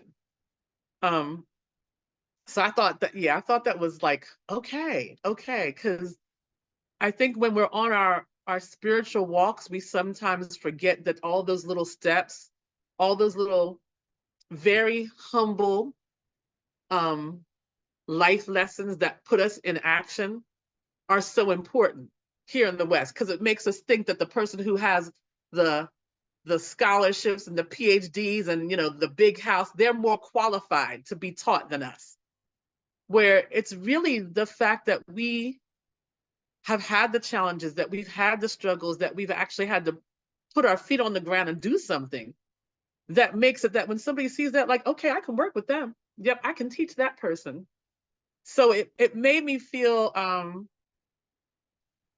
reading that and then being here in this moment, it made me really say, you know what, I am worthy. I am worthy to be taught, because I am the one who's down there in the gutter. I'm the one who's in, doing the work. I'm the one getting muddy and saying, can somebody throw me a towel, and appreciating all the small little things. So yeah, because the arrogance of the Englishman was just astounding when he was saying he's coming to look for someone to teach him. Like, Houseway, how can you be so arrogant, but you say you're looking for someone to teach you? Even when his, just going back to that, when he had the nerve to say, yes, I found a tribe of people and they were supposed to be alchemists and they were supposed to teach me, but they didn't tell me nothing, so they don't know. Did they really not know?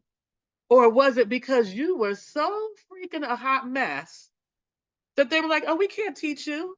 We can't teach you because you will do a whole bunch of destructive things if we taught you this. You're not worthy. You can't even see that you're not worthy when you're so arrogant. You're not even worthy. Your arrogance makes it so that you're not worthy. So it was just, it reminded me the things that those of us, not the thing, those of us who look the most quote unquote unworthy are likely the most worthy. And that made me excited. It made my heart light. It made me excited. Do well, everybody. Alafia, alafia, alafia. Okay. Oh, okay. So we're at the part, and you all touched on it, but I would like to get into that more, where this is before they quite got on their journey, but he was telling him, because he was like, look, I don't want to hear about these pyramids no more. I am cool with staying where I am with my girl. Like Aquavi said, I got my shorty. I got these gold coins. I'm the man of the oasis now. I'm the consultant to the big tent. Why I need to go anywhere? And I think we started talking about this before we actually begun, but I'd like to go back into it, because him breaking down every step of the way, how with each year things were going to unfold. I'd just like to hear everybody's thoughts on that and how it even applies to your own individual lives.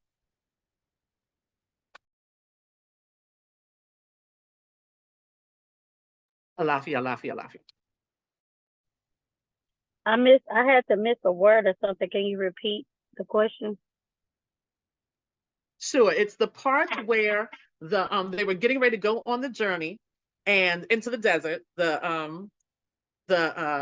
alchemist said, I'll take you. And he was like, listen, I don't want to hear no more about these pyramids. He got his shorty, he got his gold coins, he got, his position. He's like, I'm good. I'm happy. This is my personal legend. I've achieved my goal. That's how I feel. So why can't I just stay? And the alchemist broke down, like, year by year, why it would not go well for him if he stayed and what it would look like. So I wanted to know your thoughts on that in regards to the story, but then how you can see those examples in your own life.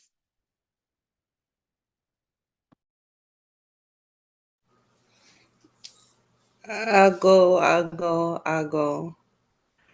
Oh, this is a really good question, because it tells me, it's like, what it shows me is the the warning of stagnation and what stagnation can bring. Um, Even though the boy has this destiny, he has this treasure to find. A lot of times we think that our destiny and the treasures in life are just there for us, and um, there's no sense of time, there's no sense of urgency, it's just there. And no matter what we do, somehow we'll stumble upon it. But if we are at a point where we stagnate, we no longer grow, we no longer walk, we no longer learn those lessons. Like I think Neferisi said earlier, like you might find yourself at a good spot, and instead of learning the lessons that you need to move forward, you kind of stay there and soak up the goodness, or you don't learn the lesson. And therefore, your journey begins to stagnate, and you begin to, those things that you were going to realize, the treasures that are at the end of those lessons are no longer available to you anymore. And it's not because your destiny has changed. It's because you haven't fulfilled, you haven't learned what you needed, you haven't continued walking, right? And it just tells, for me, that sometimes there is stagnation, right? And Miano usually, she's always like pushing us to continue to walk further, because even in stagnation, there's there's a pull towards destruction, right? A pull towards you not realizing your destiny. I think she says, like, if you're not walking forward, you're walking backwards. Or if you're not walking, you're still moving backwards. And so that's, for my personal walk, that's something that I always have to be mindful of, is, am I standing still? Even if I'm working hard, am I standing still? Am I focused on my spiritual development? Because if I'm not, then those things that are for me may not be for me anymore, right? I may not be qualified. I may not be worthy if I don't continue my walk in learn the lessons and acquire the knowledge or the action that I need to take to get there. And yeah, so personally that speaks loudly to me, because I mean, even sometimes if I'm stagnant, the ancestors will like, hey, they'll warn me. They'll be like, look, if you don't want this, then you don't have to have it. You can, and it is true. Like it's up to me. I'm the one who decides whether I'm going to take that thing that's there for me, or if I'm going to sit stagnant and being off path. And how long can you actually do that without making yourself miserable? Alafia, Alafia, Alafia. I go.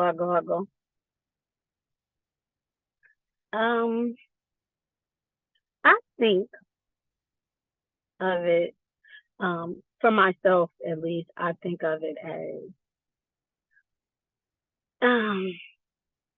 things trying to deter you from your great destiny.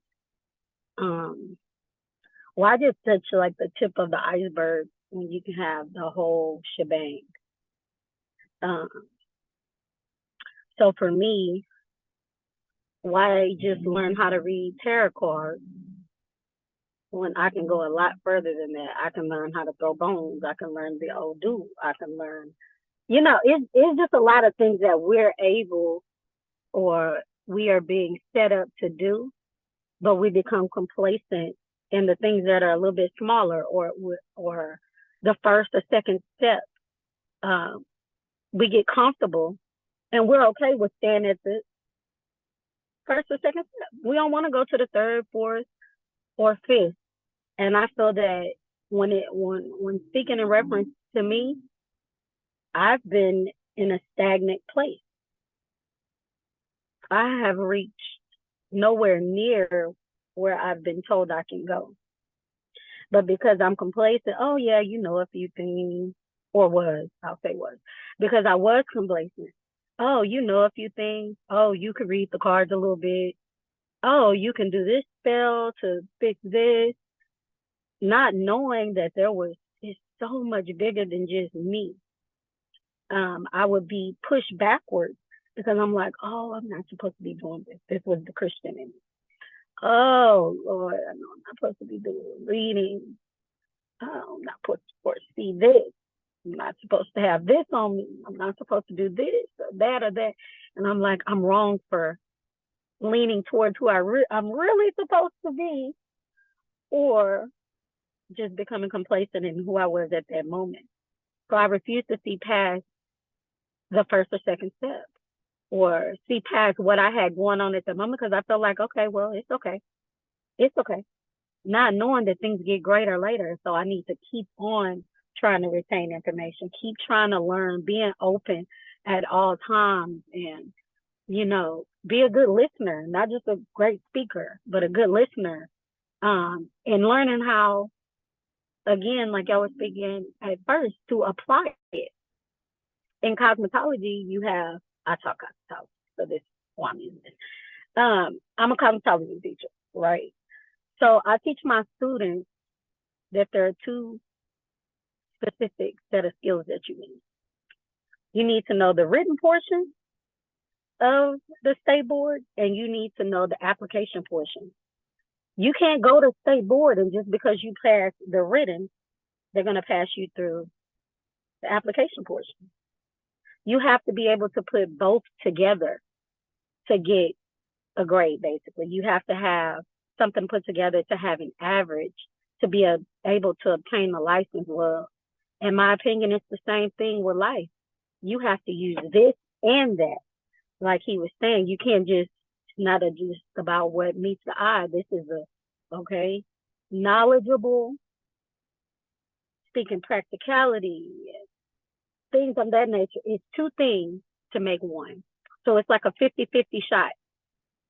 It's either I'm going to take only what I read out of the book, or am I going to utilize what I learned from each individual sister, as well as Mianu, to get where I need to be? Or am I just going to be okay with where I am?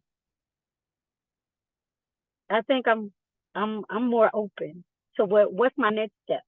What's the next step for me to get where I'm supposed to get? Because being comfortable where I am or complacent in what it is that I'm doing now isn't going to allow me the room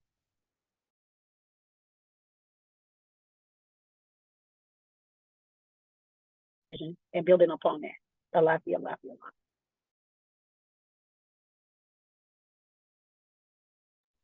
I'll go. Yeah, this is another one of my favorite parts of the book when he started to talk about year by year how things go.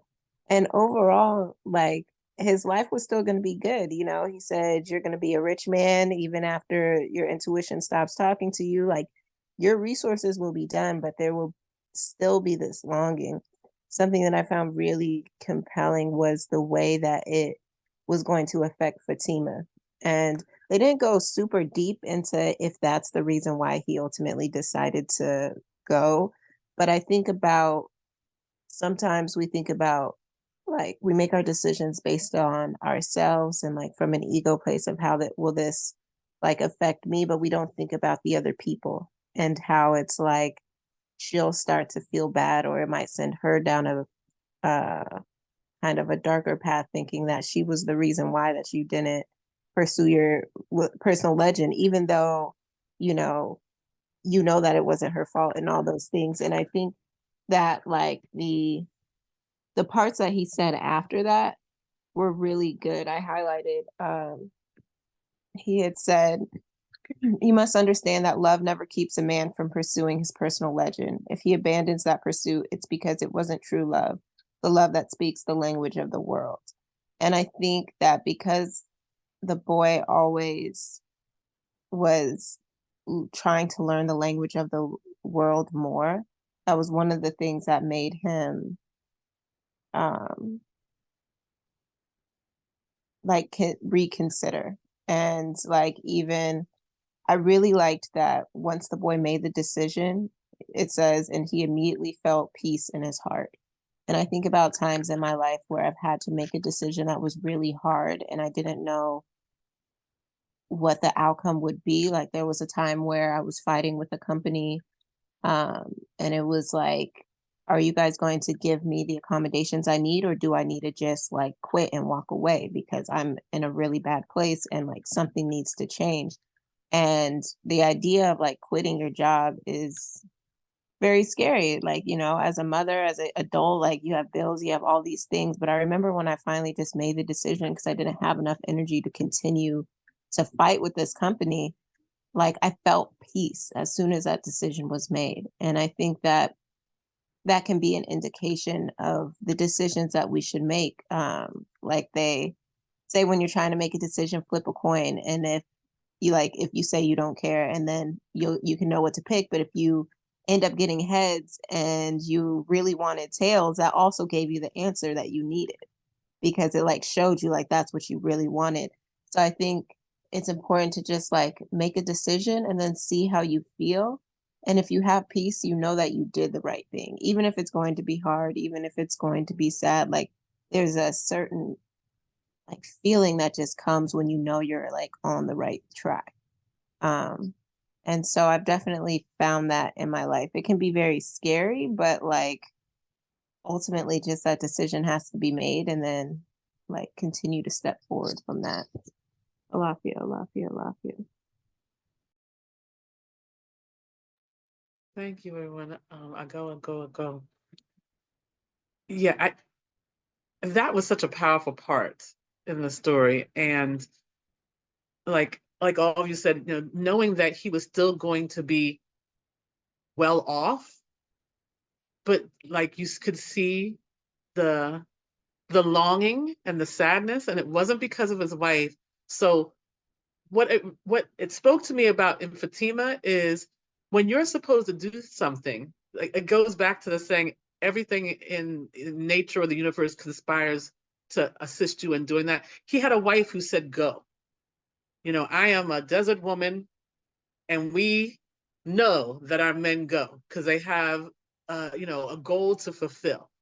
To have someone in your corner who is supporting you on your personal legend is important. And to know that everything that was in every step of the way, these were things to help him move forward. And then because of those very things, he was going to say, I'm going to turn my back on it and stay here.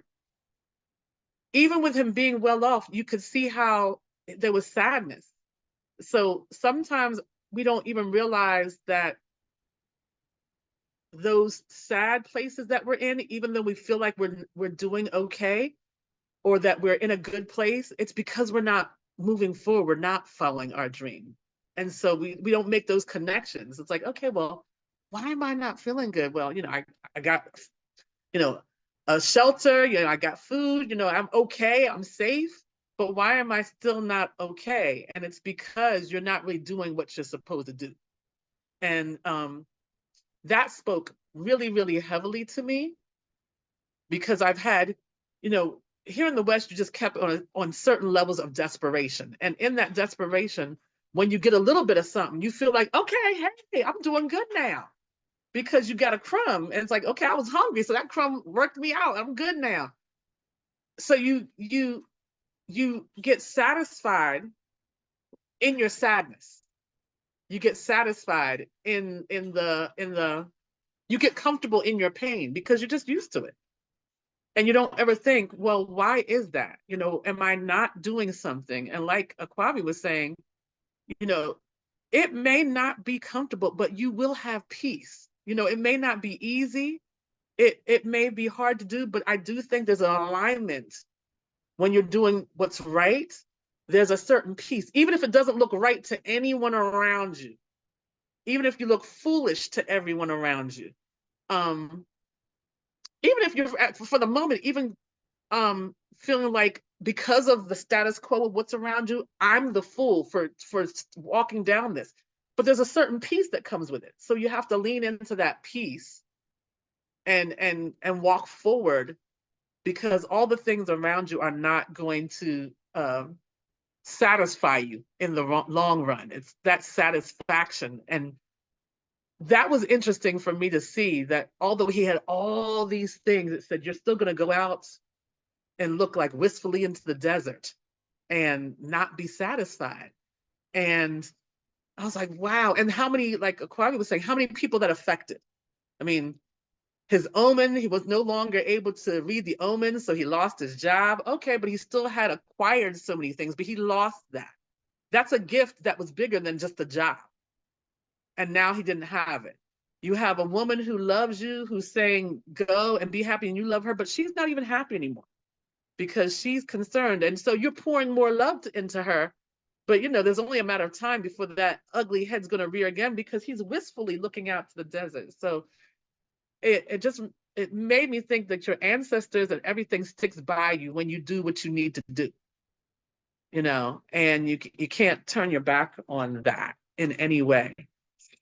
Alafia.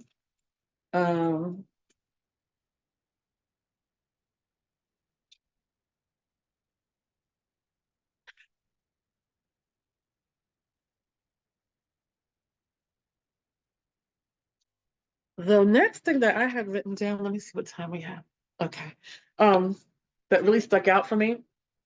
This was, I know I'm jumping to the end, so skipping a lot of stuff in the middle, but it was, when you possess great treasures within you.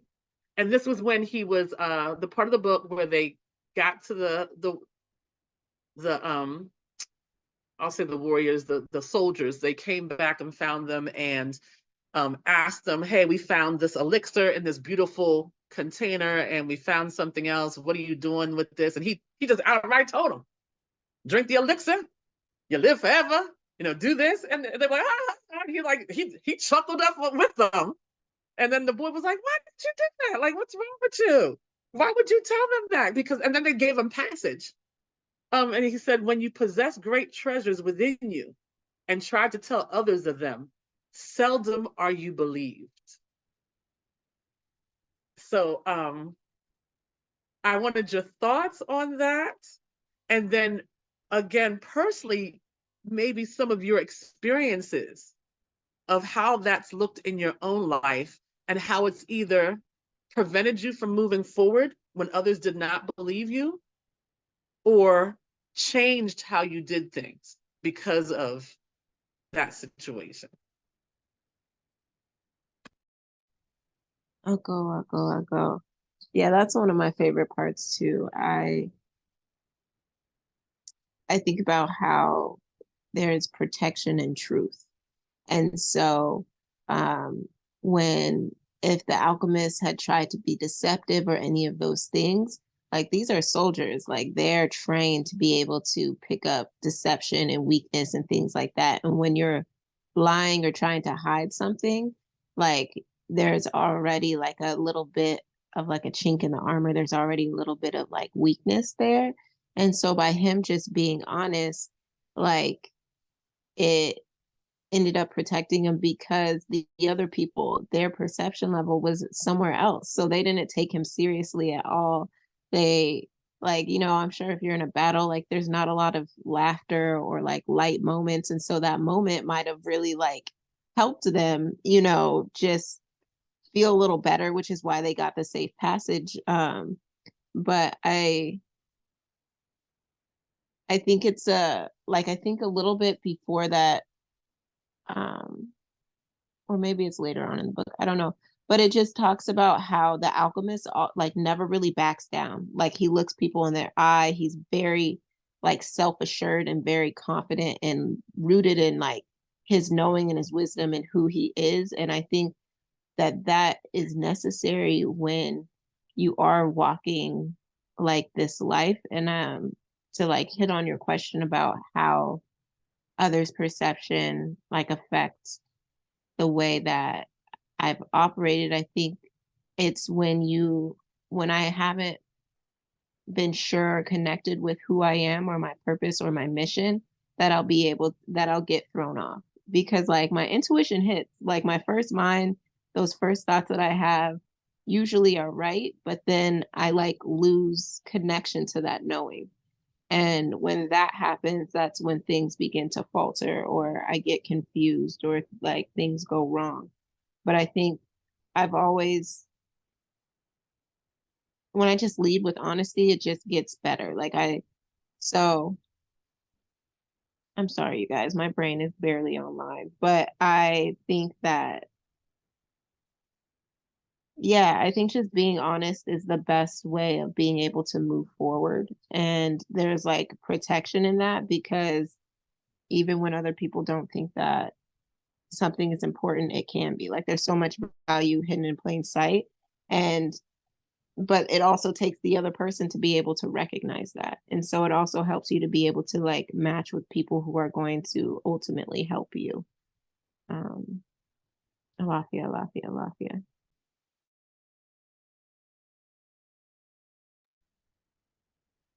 I I go, go, I I go, go, I go.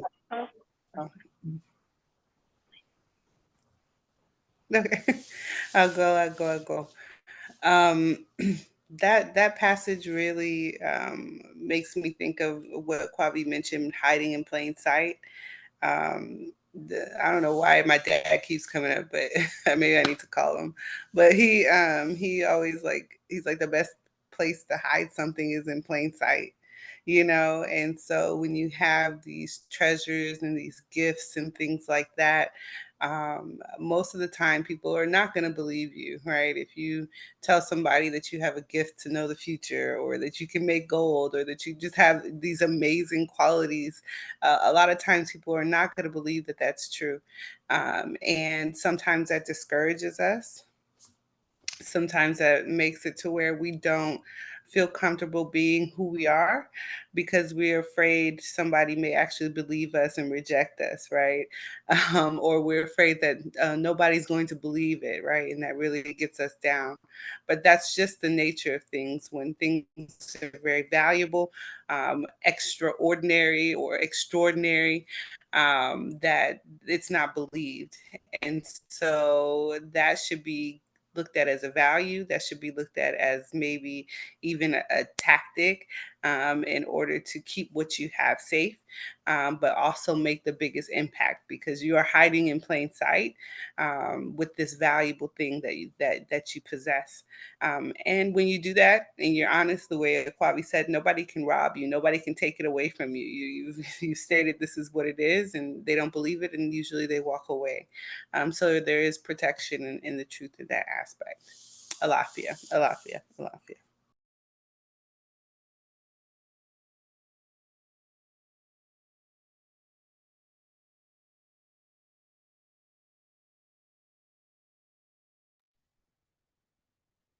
Sorry, somebody called in.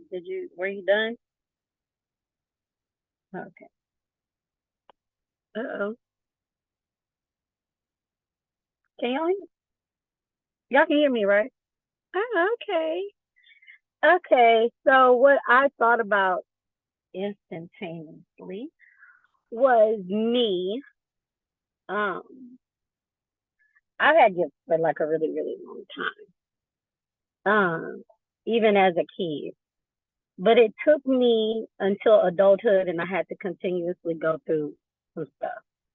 At first I used to would tell you things and it would be simple things. And they would come to pass. So some of the things I can utilize a few of my friends. I can start with some of them and a couple of family members. Let's say I meet their boyfriend. This man probably could say one full sentence to me, and within minutes, I could tell them that they wasn't gonna work.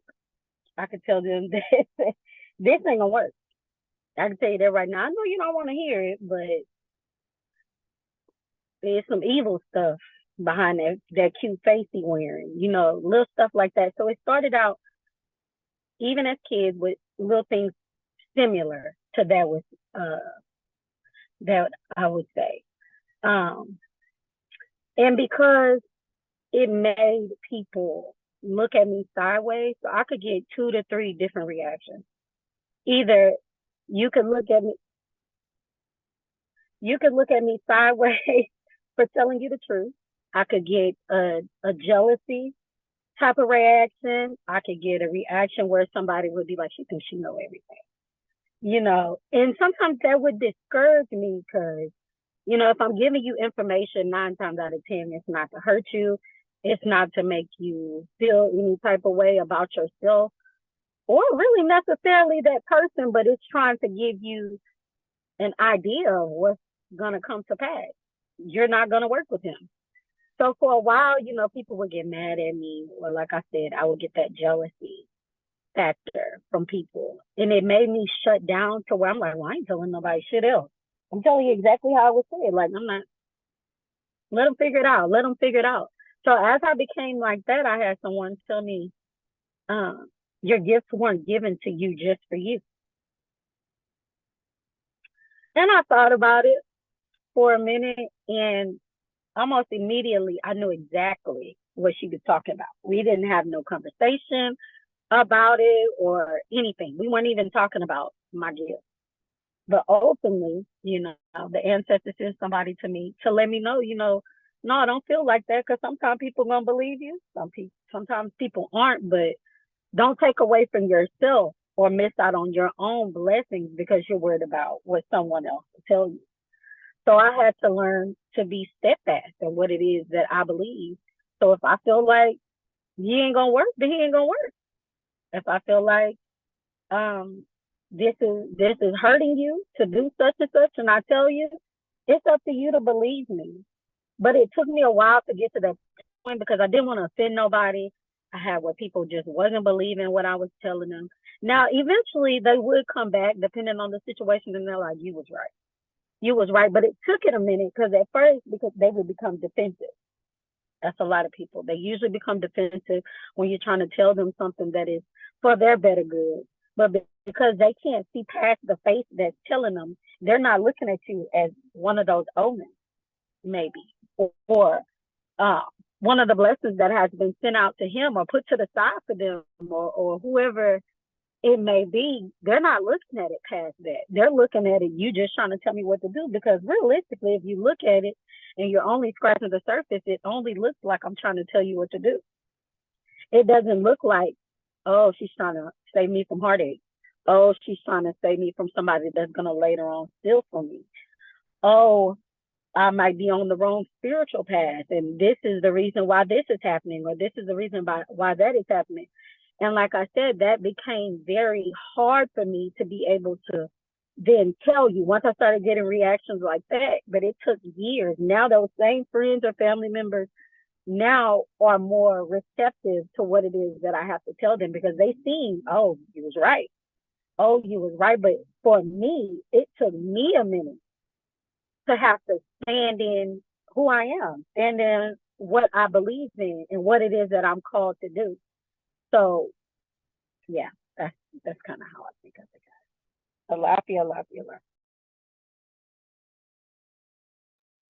I do. Thank you, everyone. Yeah, that was one of my favorite parts. And looking at the situation, the first thing I thought is exactly what Akwabi was saying, is that there's protection and honesty.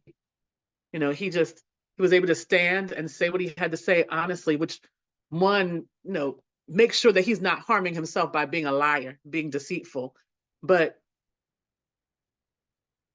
if people don't know, they're not going to believe you.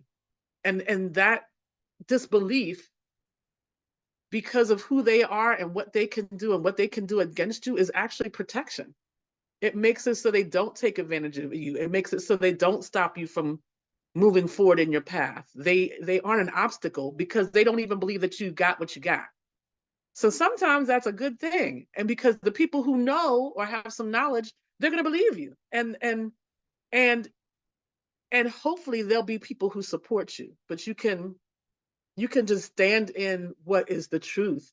And he did it in such a, he was always doing it in such a firm, okay, this is who I am and this is what I got.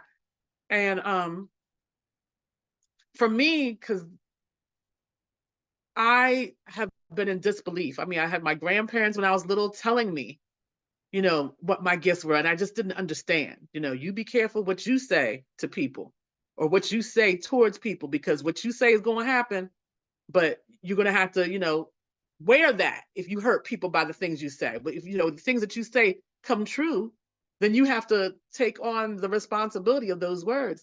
But I didn't understand it. And, for me, it was the self-doubt, which makes it so that you don't walk in your light. You don't actually pursue your destiny. You don't believe that you are who you are. And because no one else around you is believing it, and you don't have people telling you, yeah, this is what you got going on. Or if they do see a little bit, instead of you being a good thing, it's just like, okay, you're that little weird little girl, that little weird nature child. Like, okay. And then you try to adapt, you try to change yourself to be what you think everybody wants you to be. And I mean, I remember being told when I was young by one of my children's fathers, you're like a chameleon. You just switch up to be whatever the crowd in the moment needs you to be, because it was just too uncomfortable just to be myself. But reading that, it showed me again, and in this moment with all of you, because literally when I started coming to this, it's when I was like, that's it. I'm going to figure out who I am, and I am going to walk appropriately in that stance and who I am in the fullness of it. And part of that is still figuring it out of what that means, but you have to be honest enough to say, I don't know what that means, to be able to figure it out. So I just thought it was powerful.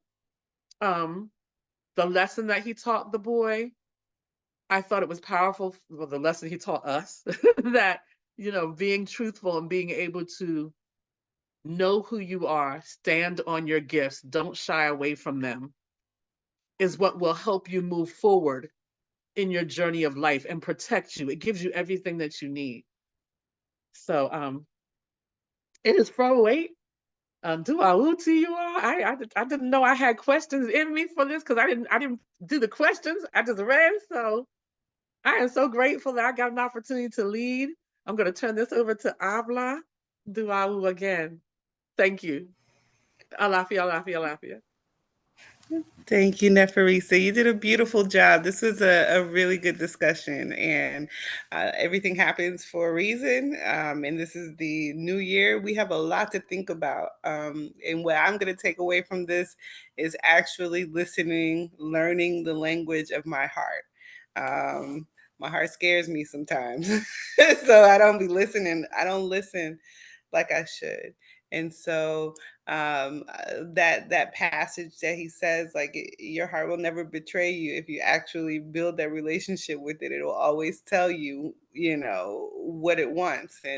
And so this is one of the things I'm going to meditate on today, as we go on through into the new year.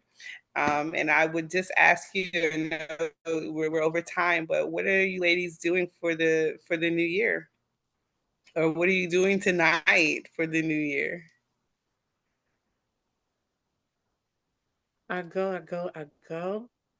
Um, I tentatively, like right now, the only thing I've been thinking about this week was to do my spiritual bath, but I didn't know how to do it. So I was like grateful to all of you to tell me where I can find out about that. Um, I've been trying to get my house to a certain level of clean all this week to go into the new year. It has not happened.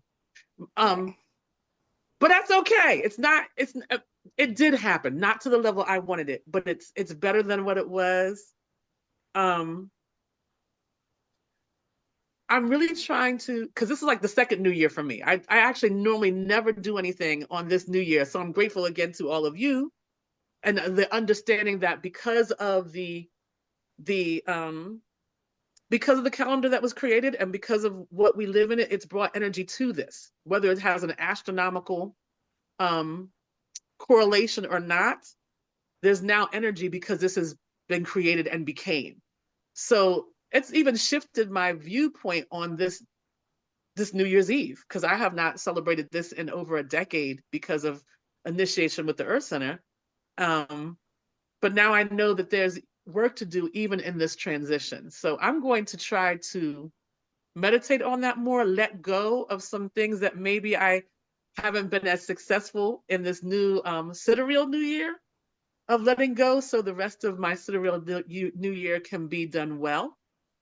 I'm going to do my spiritual bath, and that's all I got going on right now. That's all I got. That's all I got. Thank you, Neferisa. You know, you bring up a good point. I want to clarify, based on the teachings from the temples, about this new year.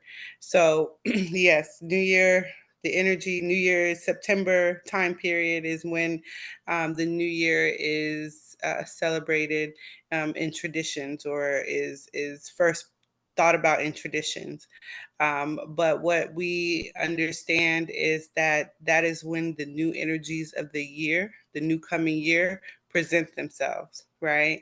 But things don't just happen like automatically, right? So it takes time for those new energies to fully bring themselves into um, the alignment of this new year, right? So it takes time for those energies to come in. And so from September on through December is this time period for those energies to begin to come in fully and present themselves, to govern over the new year. Okay, so while December 31st is not the time where the energies first present themselves, it is the time where they've now become at their full level to come into govern for the next year. So this is why during this time in traditions, these are the holy time periods. Like when we in the not we, but in the West, when they celebrate Thanksgiving, Christmas, New Year's, you know, and it's festive and it's the holidays. This is technically the holy these are holy days, right? Because these energies that presented themselves in September are in full-fledged force now. And we want to purify ourselves. We want to reflect. We want to let go. And we want to step into alignment with the energies of this year coming. So today, being it the New Year's Eve, it's a time for reflection. It's a time for offering. It's a time to ensure purification, to ensure that you're in alignment with those energies that are now fully present and governing the new year. So this is the meaning for this time period in traditions. Yeah. Okay. Anybody else doing anything special for themselves today? A lot. I mean, I go. Well, today I haven't done anything specifically, but I do plan on going to get me some herbs and some flowers. Um, I want to make sure everything's good with the ancestors. So I want to make sure that I put out new candles, new water. I plan on giving them a plate tomorrow, and I just can't wait to see my family's face when I say, "Y'all know what y'all eating is voodoo," because they don't know. I can't wait. This is because I come from a Christian home, so this is gonna be hilarious. Because I know everybody's gonna be like, "Voodoo, what?" Yes, boo. This is what our people did for the new year. This is some of the customs from, and I read that not that long ago because I didn't know it. After sitting there reading more into, because like I said, I am the nerd of the family. More into what it was that we were eating, and I always remember my grandma. This is for money. This is for luck. This is for this. This is for that, and she would go through the whole list of what the foods that we were supposed to be eating, traditionally were for. Well, eventually I got this book, and the book was about voodoo. And in one of the things under good luck, it stated the foods and what they were for. So I just took that, and then I would read in that same book. It would tell you what each individual, it might have the list of all the herbs, the spices, and this and that, and the different things that's utilized to do this or do that. Well, in each one of them, they are specifically what she said they were for.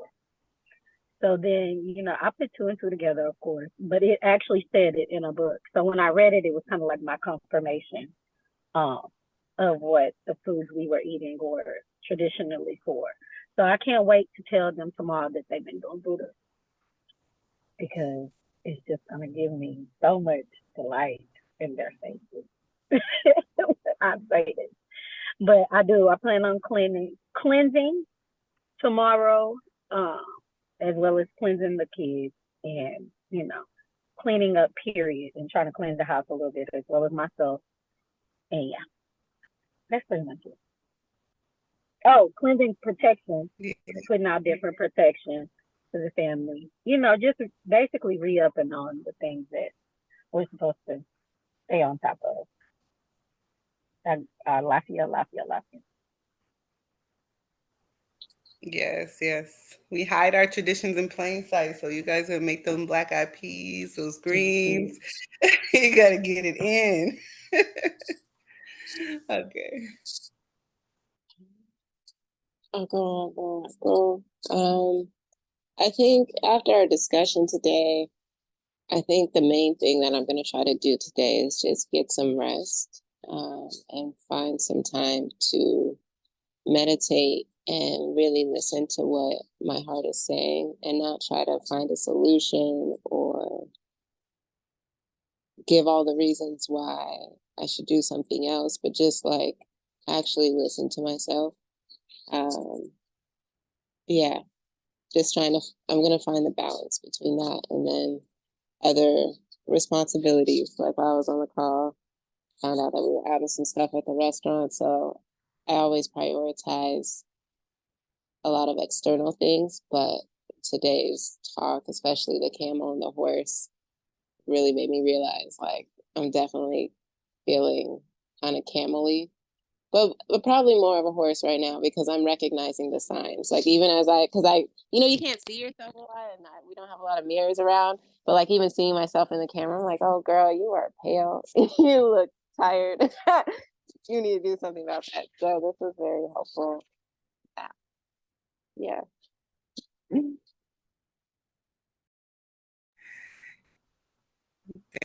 Thank Thank you, Akwavi. Yes, get some rest.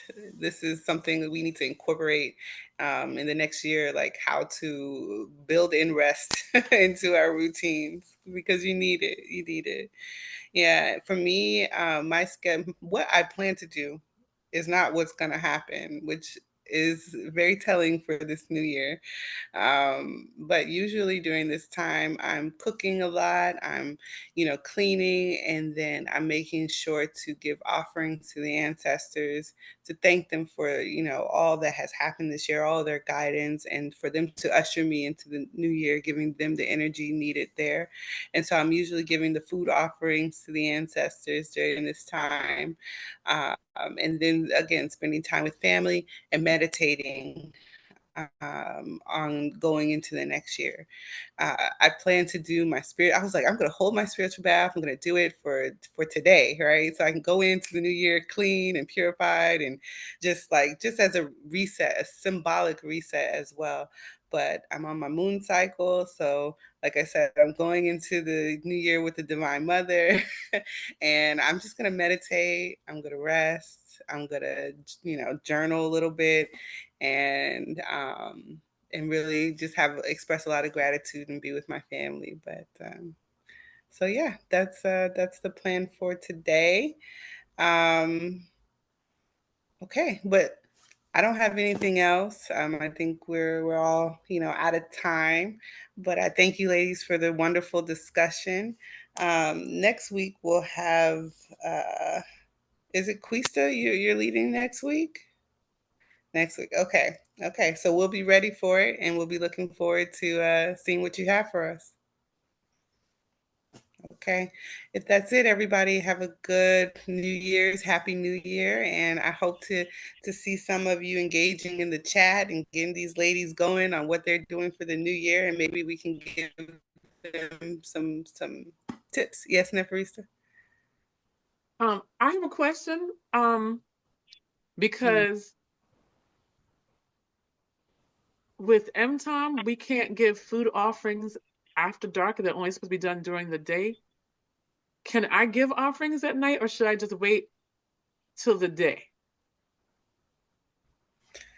Uh, yeah, I'm not the expert on which way. I I mean, would only because I know say, I'm not initiated in any way in yeah. voodoo at this point. So I don't want to cross anything or do anything I'm not supposed to do. No, I would say do what you're taught. If you're taught not to give offerings at night, then do how you're taught. I'm not as well versed to tell you any otherwise. Okay. I know being like your spiritual bath, you should not do it at night. That's Right. one thing. Definitely, you should not do it at night. So I would follow the teachings that you have been taught. Okay. Yeah, and not do anything different than that. It sounds correct. It Okay. sounds correct. But Do yeah. Aquavi, do you know anything different or Um, no, I don't know anything different per se. No, I haven't given any. I haven't been giving any official word on that. okay. Yeah. So I just follow your teachings, and that'll be something when Miano comes back we can ask about. Okay. All right, ladies. Well, have a good rest of your day, and I will see you next Sunday. You too. Alafia. Happy New Year, Happy Happy New New everybody. Year. Year. Bye, everyone. Bye. Bye.